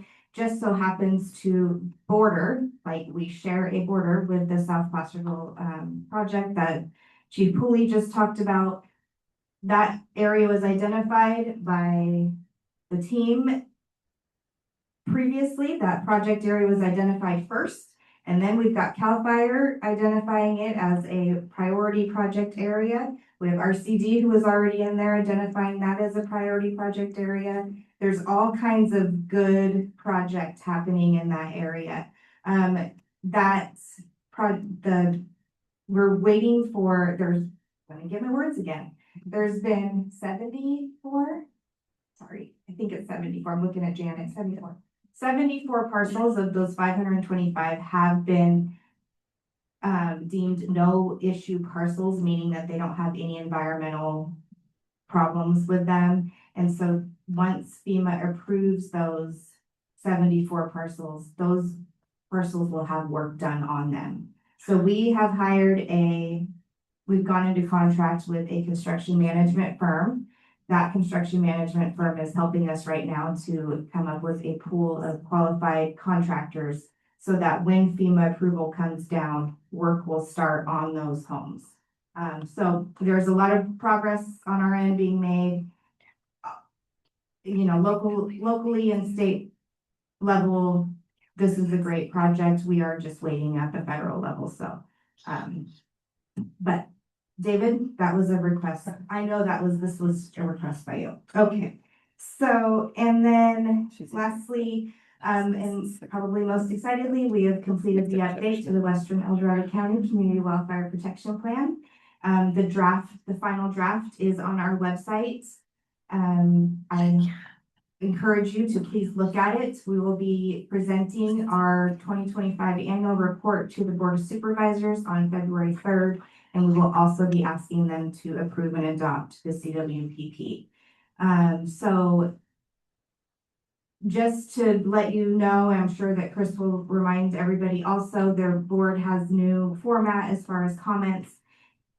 We would, if you would like to make any kind of public comment, for OWOPR or for the CWPP, that happens around it's 9 o'clock is when the board meeting starts, and then invocation and pledge and consent calendar, and then you can make your public comment then. My presentation is time certain at 10 o'clock. And I think that is it. For now. Thank you, Tanya. It's short, Chris, please. I could get another person here.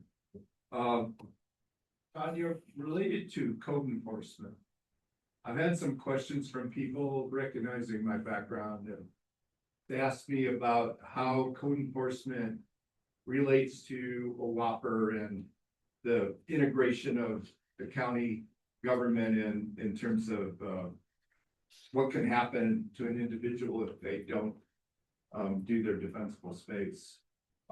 Some of these are older people, probably in their 70s like me, and they have a lack of funding, so I've directed them to the Fire State Council itself, the office, to talk about one of the programs that we have, veterans or seniors or whatever. What is your thoughts about code enforcement and the policing part of defensible space?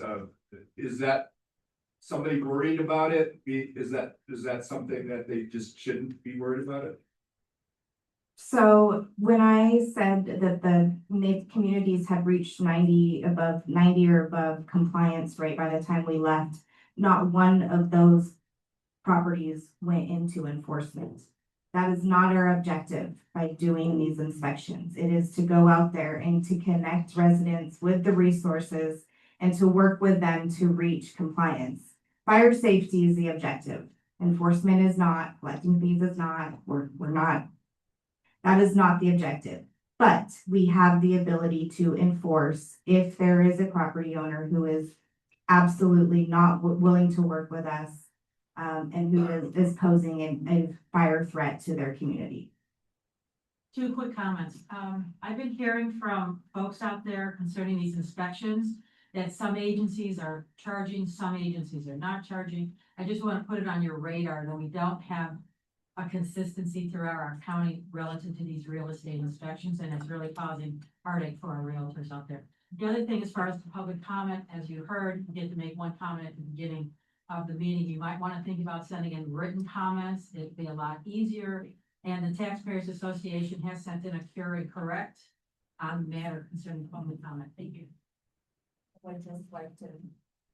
I would just like to clear up the charging. So real estate inspections, that is done by local fire districts. Our office was doing them, but now we have turned them all over to local fire districts. So real estate inspections will be done in accordance with whose jurisdiction it is in. So the Cal Fire does them, El Dorado County Fire does them, and a couple of the other local fire districts do real estate inspections, and they do have the ability to charge, and most of them do, except for Cal Fire.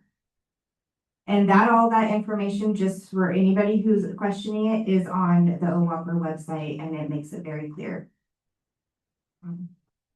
Sorry, on that waiting for FEMA, that scares me a little bit. Is there anything that we can do, like talk to our congressman, or do you think patience is sufficient? You have the means and the abilities to talk to whoever you want, but we wouldn't say no. Okay, thanks. All right, well, I know Tanya will be here this afternoon, so obviously hit her up with additional questions. Thank you. Okay, Fire Chiefs Association, I don't know if there's anybody, I know we've got a couple of chief officers, but I don't know if anybody's representing the association today. I don't see Chief Cordero. All right, we will move on. I do see Chief Krishana Fields. Krishana, do you have any thoughts from the fire prevention officers today? Good morning. The last meeting for our fire prevention officers, there was some discussion about still waiting on the information from the state on the Zone 0 regulations. They had their last meeting in December, which we had thought we might have a decision at that point, which we did not as of yet. They're anticipating a meeting in March, but that has not been scheduled as of yet. So all of our fire agencies are waiting for that next meeting to see what the next steps are on Zone 0. And then I don't know if you are aware of the IBHS's Wildfire Prepared Neighborhood. They have another community in Cameron Park that they're having a kind of a grand, I guess, unveiling in the Stone Canyon community in Cameron Park. And that's tomorrow at 9 a.m. If you haven't been aware, the IBHS has some guidelines for some additional protective measures for your home, and they're getting neighborhoods now certified with IBHS, which is helpful on the insurance side. But that's all I have for the fire prevention officers, unless there's any questions for us. Great, thank you, Krishana. Yeah, El Dorado National Forest, I don't know that oh, there we go. Hi, welcome. Hi, my name is Andrew Mishler. I am the district ranger on the Placerville Ranger District. I haven't attended these meetings before, so I wasn't really planning to say anything, but I can give a little bit of an update on just what we have generally going on my district and I mean across the forest as well. We're definitely taking advantage of the conditions that we're dealing with, the weather and fuel conditions, and continuing to do a lot of prescribed burning. We're actually actively burning out in the Georgetown area along Darling Bridge today, and down around the Ice House Road near Highway 50, that interchange, some more underburning down there to reinforce a lot of those fuels projects that we've had in place for a number of years, I guess, on the forest here. Doing a lot of fuel break work as well across the forest. Actively working on the Benetti Road area on my district in coordination with SPI. Have a couple other fuel breaks that we have in the planning phases across the forest as well in coordination with SPI. And then I think if people have not heard yet, related to specifically to the Caldor fire, we have begun work on a lot more clearing of dead trees across Placerville Ranger District in particular, in coordination with Great Basin Institute, as a part of that Caldor restoration environmental assessment that we signed last year. We've initiated work on about 15,000 acres across the district. A lot of it, we've already started work out near Grizzly Flats, some areas that have been piled, cut and piled and ready for burning this year, hopefully. And we're scattered across the rest of the district when it comes to other areas that we're preparing for planting and kind of the larger restoration plan that we have for the fire area. So a lot of work that we're still continuing to do, taking advantage of weather and just soil conditions as we have them here this month and throughout the winter. So if people have questions, I'll stick around for after the meeting for a little bit if there's other things that people want to talk about. But yeah, it's exciting to hear all the things that are going on here this week. Thank you, Andrew. Appreciate that very much. Okay, next up, Resource Conservation University, Courtney.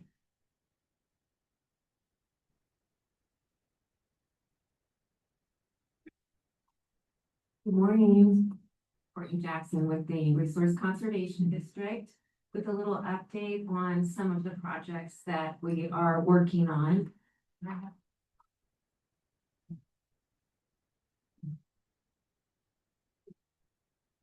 So going off what Andrew said, starting with Caldor, we're doing some work and we just started the next phase in the Caldor EFRT hazardous tree removal project, and we have secured contractors, Red Mountain Resources working in the outskirts, and wildfire services. And the donut hole is what we call it, which is pretty much the town proper of Grizzly Flats. So work has begun there, and we we will continue to work until our grant is exhausted. Still also identifying a few more areas that we might be able to place some work in. As far as the Caldor hazardous tree removal along Highway 50 and the cabin tracks, we're also working in that area. We continue to work there. Bryant trapped, and I believe that we will be moving into sales next. We're really winding down in the Coloma Lotus fuel reduction project. We don't have a whole lot more left to do, and we are on schedule to wrap that grant up on time. In the South County Fuel Reductions Project, we've got some shaded fuel break operations in Oak Hill. Just started in Diamond Springs, and we're continuing in Howdingdale. In Spanish Flat, we are all over the place in that project. We've got a lot of different machines working in some various areas in the Spanish Flat Fuel Reduction Project. And they are making some excellent project due to the great weather and soil conditions. We're on schedule to wrap that up as well. And we are working in the Mosquito EFRT. That's the recovery and restoration project. We're continuing to remove hazardous trees and debris there. And we are anticipating to do the replanting by April. Auburn Lake Trails project is coming along nicely. We've got this ARC surveyors doing their surveys now. We're also flagging the treatment areas. We have over 90% of the residents and the parcels that are in this project have opted to participate. So we are looking to put out a RFP for a contractor, hopefully by mid-February, and get work on the ground by the end of February on that project. And as Brian Pooley said, we have a public meeting, which we are supporting the CAL FIRE project on, and that's on the 29th. And we have a few flyers if you wanted to take one with you on the back table. And if you'd like me to email that to you, just let me know. And I just wanted to also point out that we are assisting SAGE, which is Surveyors, Architects, Geologists, and Engineers Association, with their mapping contest. And so if you have any kids in your life, it's open to all children that are going to school in El Dorado County. So it's really a fun project, a great learning opportunity for them. And all the maps are due February 27th. I have some brochures for that as well. Any questions? Okay, thank you so much for the opportunity. Thank you, Courtney. Okay, Eric Brown from Smother reached out. He's unavailable, wasn't able to attend today. I'm not seeing Mike Webb from PG&E. I think we have a rep, but I can tell you from the PG&E side, lots of engagement. They have now their vegetation management program administrator. He's got a different title, but Kevin Johnson is very committed from PG&E along with his team to working with the fire safe councils in the county and the other partners. So I think we'll be hearing some more from their leadership here in the vegetation program soon. I don't see anybody in the room or online from El Dorado County Office of Emergency Services. I will tell you there has been a little bit of a transition because our longtime friend and partner, Troy Morton, who has been just absolutely a bedrock for engaging all of us, he's moving into a different assignment with the Sheriff's Department. He says it's good for him. We say it's not good for us. But, you know, definitely kudos to him as he works through his career. I know that they've identified a replacement. We'll just continue to work with them and ensure we have that participation here as well in the other group. So huge thank you to Troy. Lastly, I know I saw her in the room, but Zarella from, Bureau of Reclamation. There you are. And I just love the way she says her name. I could never possibly say it that way, but, welcome, Zarella, as always. Good morning, everybody. Sarela Guerrero. I am with the Bureau of Reclamation. And I have a few updates for you. I think I failed miserably at reporting this the end of last year, but we had 110 acres grazed on the full Pilot Hill Shaded Field Break. So yeah, the goats I think were there in October, and that was our last work for the year there.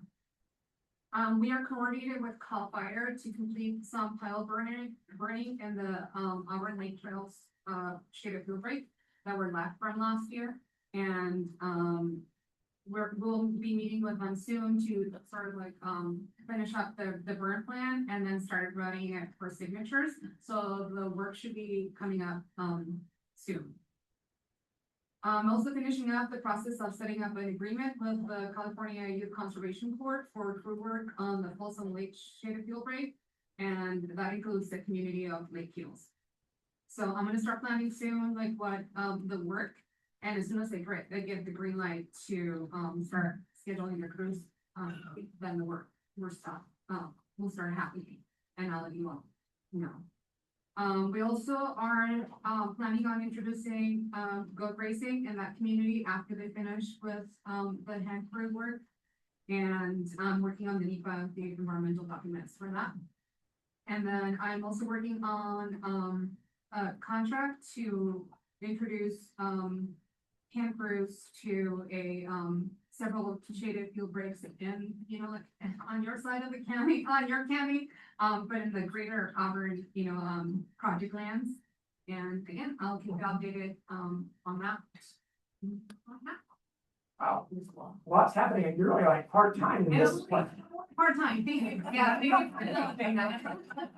We very much appreciate you being able to take the time and give us such depth and your. Okay, we'll move on to program reports, grants and funding.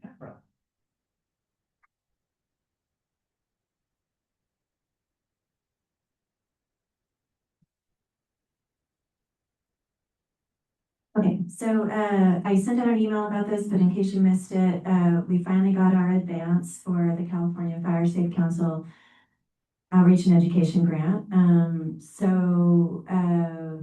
I'm working on an extension for that. I think the maximum extension we can get will be 3 months. I have a meeting with our grants manager next week. So I think at this point, count on that your projects need to be completed by November 30th. Sorry about that. I'll see if I can get a longer extension, but I don't think we'll be able to. So in your head, think November 30th, and I'll let you know if anything changes.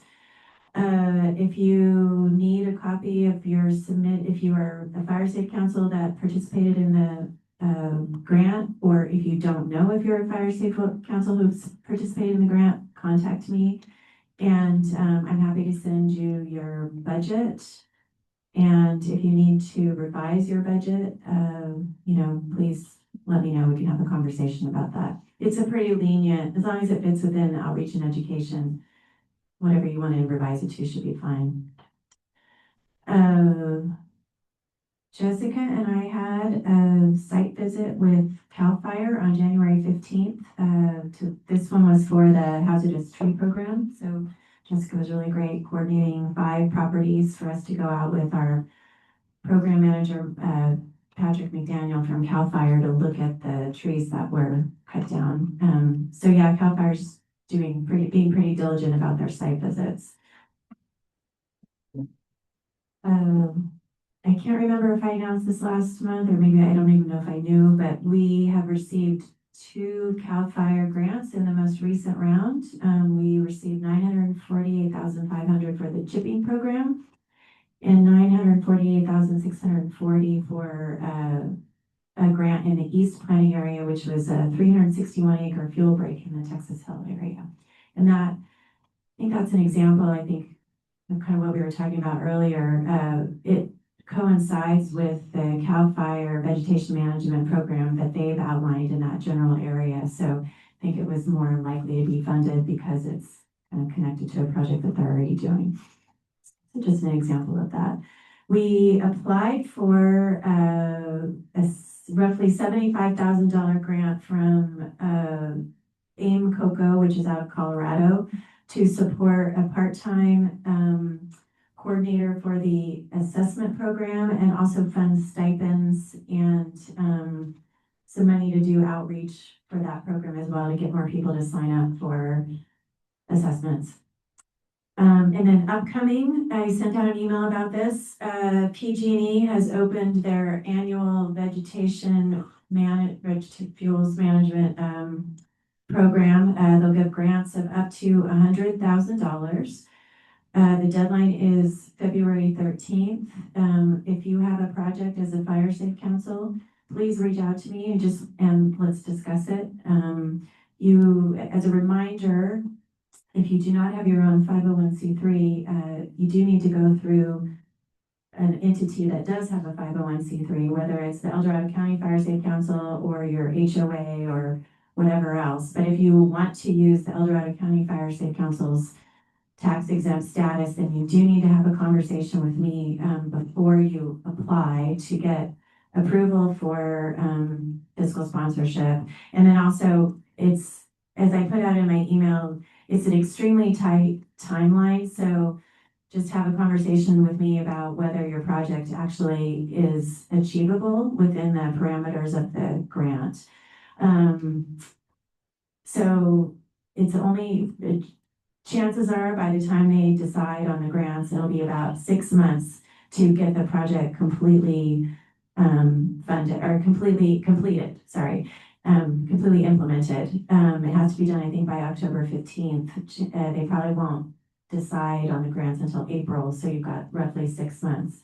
So you do not need to do CEQA if you are doing the project on private lands using PG&E money. It's private money, so you are not required to do CEQA, so that does cut out some time. But if your project is over 50,000, you will have to put it out to bid for contractors, and that can take, a couple months because you want to put it out for a month, advertise it for a month, and then, it takes a couple weeks to analyze the bids and then a couple weeks to put in the contract. So that takes up, 2 months of your 6 months, and then if you still do need to get right of entry agreements if it's on private land. So if you don't already have those, that also takes some time. So just think all that through, and that's a conversation I'm happy to have with anyone who's considering applying on behalf of your Fire Safe Council. Just reach out to me.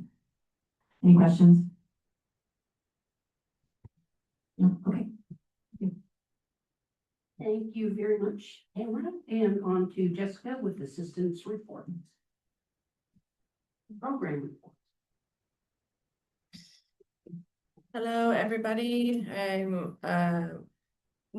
I just wanted to give an update. We successfully launched 2 hazardous tree requests for proposals on January 12th. We're looking for tree removal crews and track certified arborists. They're due by February 13th. I sent it out to everybody. So if you guys know contractors that would be interested, feel free to share it with them. It's going to be exciting bringing it in-house. So for our numbers, for our chipping program, so this will be the entire year since 2025 is now over. So for the entire year, we completed 825 chipping jobs. We cleared 1,415 acres. We chipped 137,051 cubic yards, and we spent $402,967.63. For defensible space, we evaluated 547 properties. We cleared 515. Out of those 515, 125 were veterans, 471 were seniors, 126 were low income, and 142 were disabled residents. The average cost per parcel was $1,308.53, And the total cost for the year was $726,363.93. For hazardous tree, we completed 172 parcels. We identified 684 trees. We removed 592. The average tree was $514.80. And the average job cost per parcel was $2,059.28, and we spent $348,639 for the year. Any questions? Thank you. All right, moving right on to training committee, Elizabeth. You know, she's here. Hello, yeah, so the training committee is getting going for the season. We've already had several folks reach out about getting new assessors trained in their respective fire state councils. So our committee's meeting tomorrow to hopefully set a schedule. It's hard to get all our partners in the same room with us so we can all agree on a date. But right now, our plan is to we're looking at a 1-day refresher training for assessors that have already taken the classes at some point in the past. And then 1 2-day training session for new assessors. So we know there's new fire state councils coming on board all the time and just new people wanting to get involved. So we want to make sure that there's a chance at least once a year to get new assessors trained on that. So once we have pick some dates, we will send out emails to everybody so folks can start signing up. I think that's it for right now. Thank you very much, Elizabeth. Any questions? Moving on to outreach and education. Jordan. Well, thank you very much. I want you to know that we now have our El Dorado County Fire State Council Facebook page is up and running and it's operational. We're going to be posting, which is mainly Carrie doing the posting on Wednesday or Fridays, or just in case something else needs to be posted before then, those will be the typical days. Those will get posted. So what we need, we are also working then this week and starting next week to get an Instagram of Dorado County Fire State Council. So those of you that have a Facebook page and or Instagram page, you want to like us. Yes. Like us, and then we'll be able to share information. And as the fire state councils, if you have events coming up that you want posted out, send that information over to Carrie and let her know. Do you want it posted on our website with the event, or do you want it blasted out social media wise on Facebook, or do you want both? Okay, so what we're trying to do is obviously get as much different kinds of opportunities to push out social media and to publicize the events, all the cool things that are going on in your fire state council area. And in January, the next thing that we've got going on is in the back of the room, and we will be sending out, you know how we're talking about project areas, north, south, east, and west. We also know that in soft boundaries, they have to start somewhere. Okay, so we've got it going on with the CWPP and posting out projects, things like that. Well, the second thing is we went the public our El Dorado County Fire State Council Outreach and Education Group went and put the fire state councils within the boundary areas. So you will be receiving this, your fire state council will be receiving this information. There's a few printed out in the back where north, south, east, and west. So you have an idea of who your partners are in your area.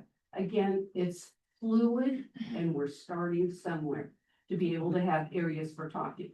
On the other part is last year through the Public Outreach and Education Working Group, which is Anya is the facilitator of, and Fire State Council is there. They put out a monthly event calendar, the big event kinds of things. That's also posted in the back and will be coming out to your fire state councils.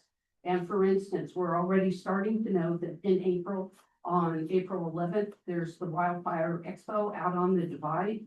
starting in May, there's Placerville Fire Safe Council is gonna be putting out their big event on May 2nd.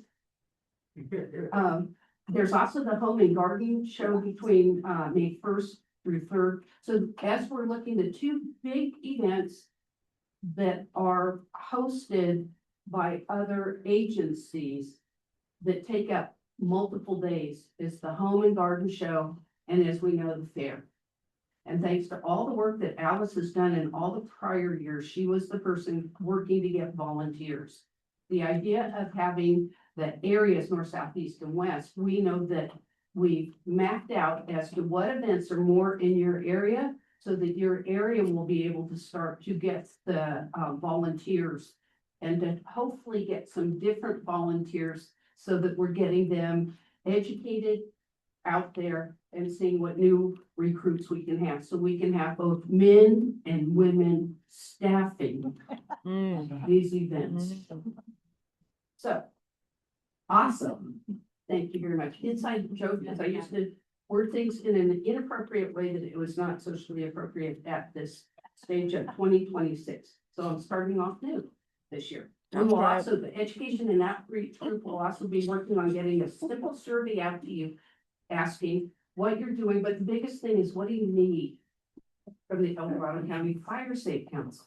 Now, we want to collect that information, whether it comes in bullet forms or in large documents. We will take that information, collaborate on that, and then see what we can do to help support fire safe councils from this standpoint. Are there any questions? All right, moving right along then, we are now to the public, we are to the community council reports. And starting with Kennedy, and Mark. Good morning. One of the larger accomplishments year to date for Logtown Fire Safe Council is last week we sent out our postcard to all our members. It provides a lot of information about wildfire preparedness, upcoming events, an invite for all our meetings, and then contact information.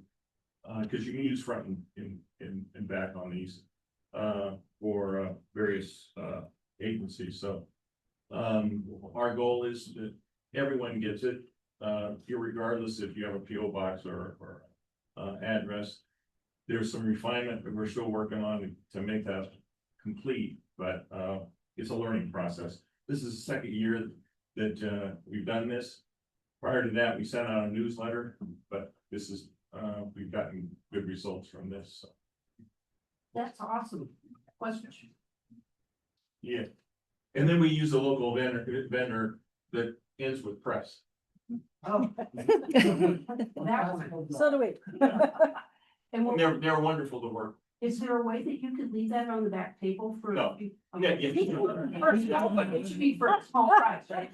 Indirect automation, so that people can see what you're doing, and those are the sorts of things that the public outreach group really wants to make sure that we're sharing ideas, maybe templates, those sorts of things. Going on, nice job. Yes. Hi, Mark. Hey, Dorothy. Mark Ulmer, Chairperson, Grizzly Flats Fire Safe Council.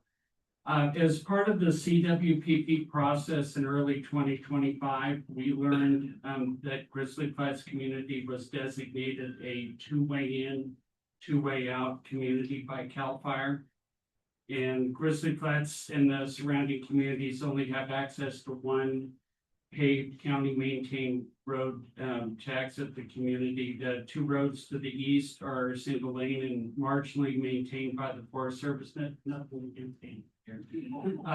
In September, I started working with Division Chief Jeff Hackala from CAL FIRE, leading the subdivision review section in the State Fire Marshal's office, and learned that the designation had never been fully reviewed by CAL FIRE.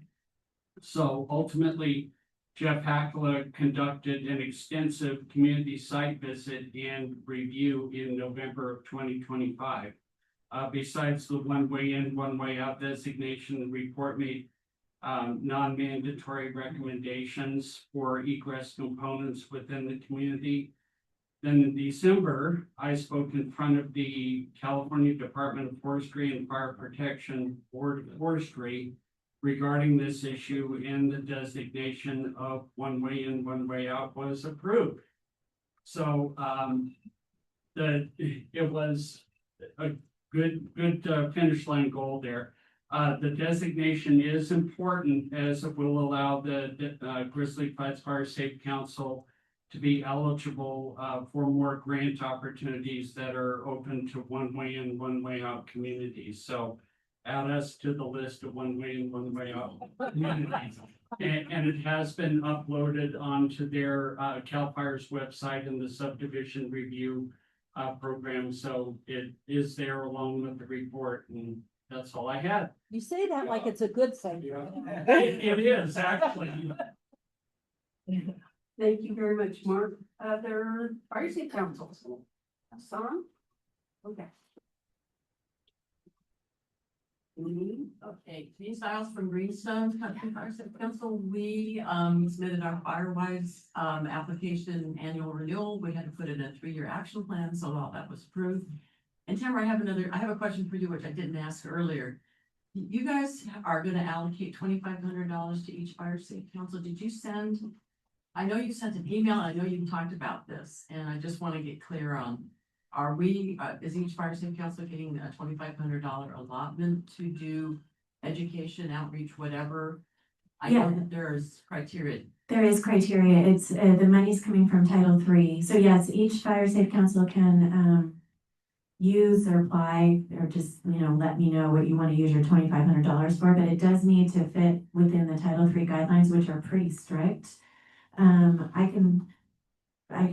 probably just, I'll send an email to everybody with the guidelines again, and the guidelines are also on the website under forms, I believe, or one of those sections. But it's pretty strict. So that's why the process of let me know what you plan to do, and then I'll let you know if it's, okay or not. Sorry to ask that question. Yeah, no, You sent out information. Yeah, no, it's fine. And please, anybody has a question, I'm very responsive. Ask me, I'm happy to have that email or call, so. Thank you very much, Hassan. Hi, Hassan from Sierra Springs. Just a request at first, noticing my age and decreasing physical stature, I would like to request at least one of these screens be elevated. So I'm not doing this the whole time, trying to read these important presentations and all the text on them. That's just a personal request. I hope that'll be taken into consideration.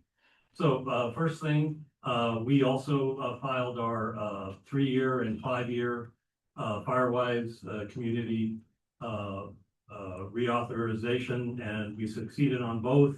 And just as a quick tip, it's not as intuitive as one might think, and we had to have a little bit of back and forth when we first got, it might be harsh to say rejected, but the link I was given for the document I was supposed to use didn't really work. I had to figure it out on my own. So, so you have to be flexible and willing to take an alternative route.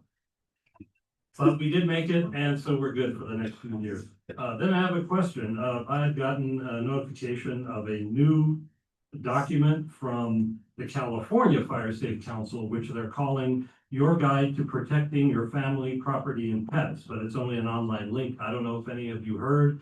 Is it going to come out in printed form?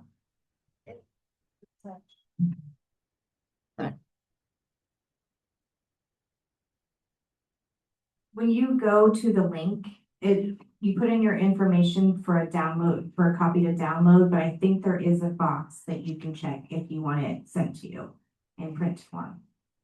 Okay, but the El Dorado County Fire Safe Council hasn't heard if you're going to get like a box of them. Like, We don't get a box not unless we request it. Oh. It has to be requested. So it's just up to us individually if we're interested in this. we'll request some, but the more that people request, the more we'll have available for those events that are going. locally and county-wise. Okay, thank you. And we are planning to make good use of the Title III funds in our regularly scheduled community cleanup day, which will come up the first weekend in May, which was also incorporated into our Firewise community action plan.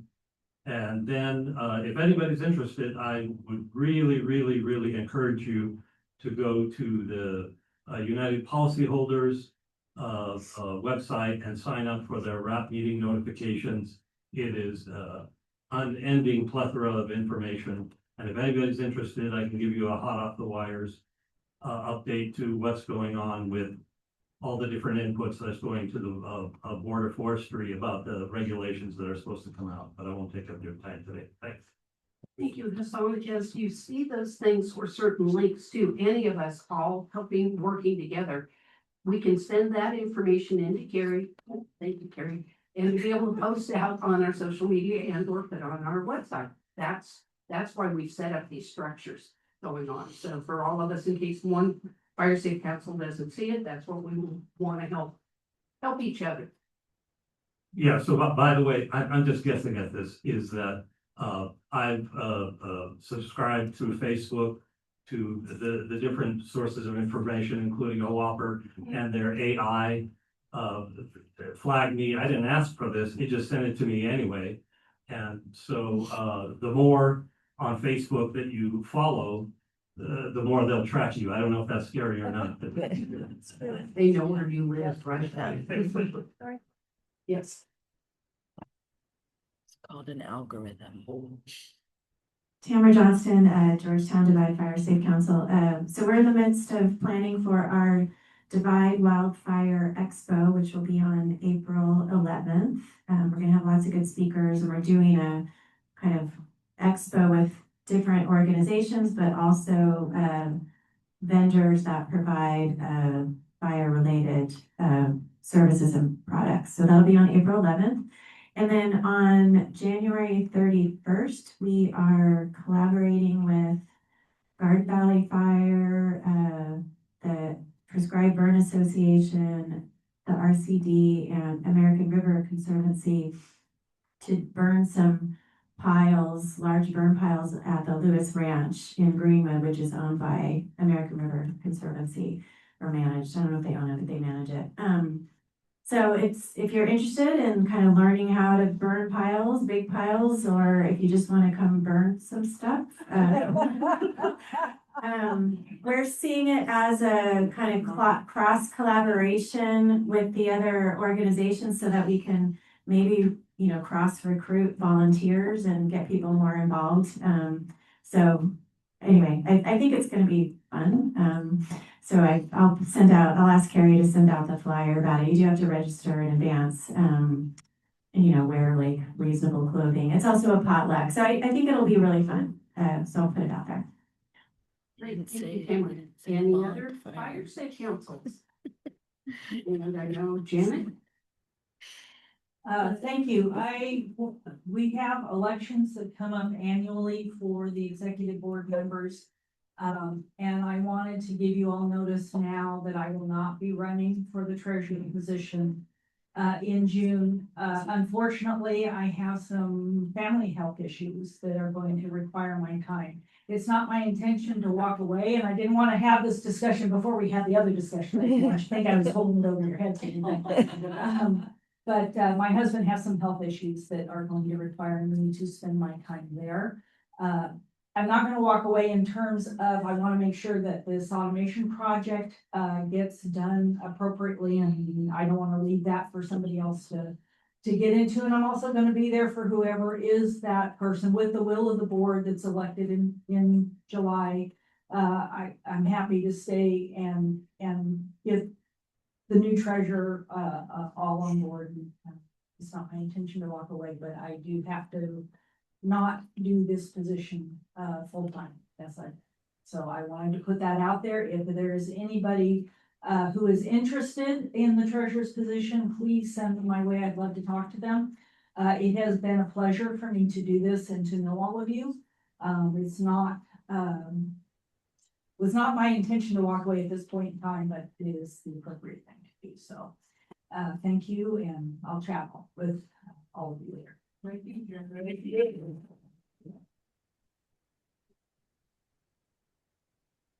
I got through it. I know you did. I And did obviously, it. there's not enough words from this entire group, the county, for us to say thank you for all you've done. And we know where you live. And so, Phone number, I got my phone number. and That's that's right. tracker on her, so. That's what she's gonna be. I guess Sherry Hawk online has something to add too. Thank you, Sherry. Good morning, everyone. Janet, thank you for all your years of service. I know it's been a lot for you, and wishing best wishes for your husband and yourself. Thank you. Gold Ridge Forest Fire Safe Council, we did renew our FireWise. We did also submit our 5-year risk assessment, which gained us some good information on what we want to do on education this next year. My real hope is to be able to get out to some schools, whether that be high schools or, people graduating in the near future and getting them involved.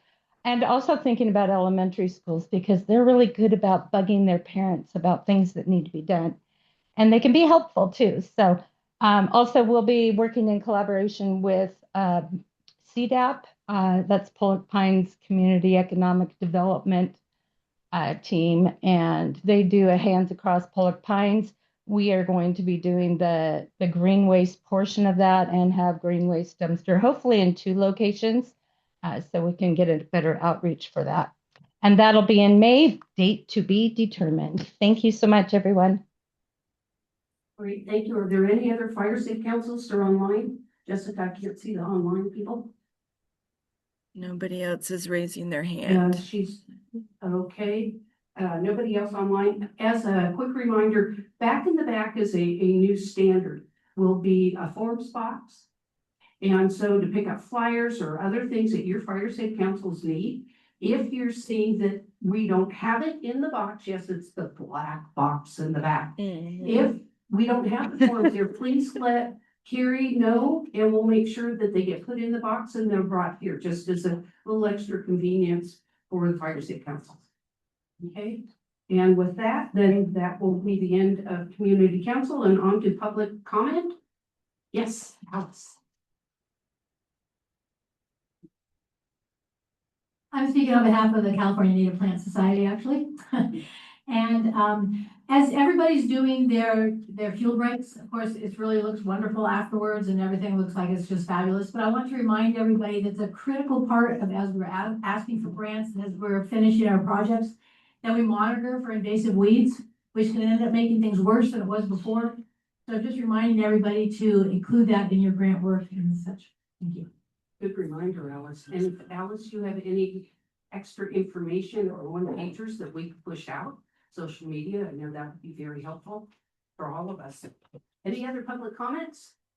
Okay, well, the one public comment from me is regarding this room.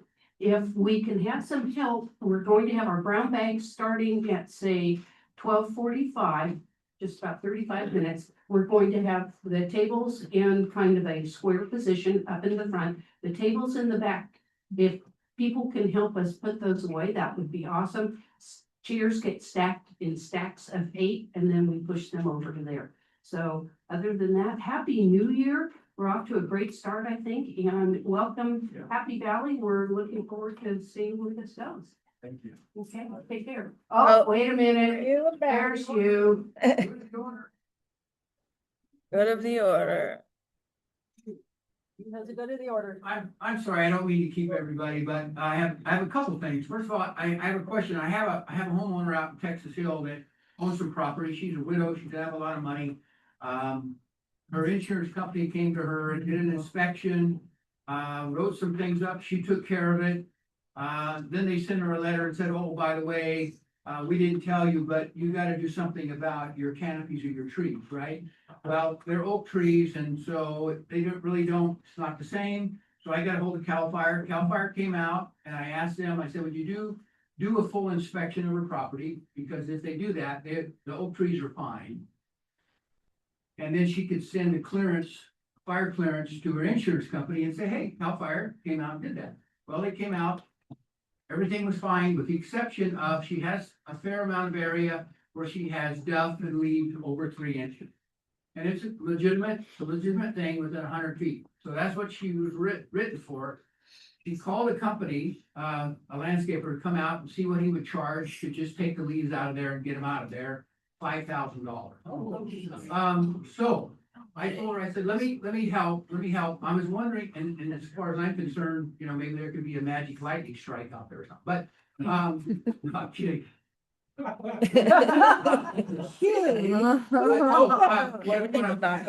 Is somebody that's a small contractor, maybe just got a machine, they can just come out there and kind of mulch that and get it back into the dirt, which is actually better anyway for everything. And I'll talk to Jessica about that. We'll get a hold of some of our contractors, but so that's one thing that I ran into and I thought that's really odd, but anyway, I wanted to make everybody aware of that. Her insurance company is the Hartford. She's had them forever. It was one of those, will never cancel you. Until we do. So there's a possibility, and she's just fit to be tied, because if she had to go to Fairplant, she had to sell her house, and she can't. So anyway, that's something that came up. The other thing, Jimmy, who's standing back over there, who's one of our hosts here of this facility, he gave me a flyer, and I'm gonna put it on the back table. Any of you who are shooters that are interested in shooting or that sort of thing, they're having a drawing for Smith & Wesson Shield 40, a little pistol, $10 a ticket. If you want to buy a ticket, there's about 200 tickets. When the tickets are sold, they're gonna give a drawing. So any of that money goes to support the American Legion here. So I'm just to help our hosts here. I'll put this back there if you're interested. Take a picture, see Jimmy or phone number and buy a ticket. Okay. All right. Well, hey, thank you. Anything else for the good of the order? Other than too, when we come in, you know, most of us are focused on signing in. They also have, American Legion has their events poster. They've got, I guess, still tickets available for the crab feed. It's a poster in the back where they put their information. They make sure to take an extra second to look at that, because we appreciate being here. That is limited number of tickets. When they sell out, it's over. I know, but they still have some right at this moment. So if you're interested, make sure to purchase them. It helps everybody, and it's a great event. And other than that, thank you guys very much. And end of meeting.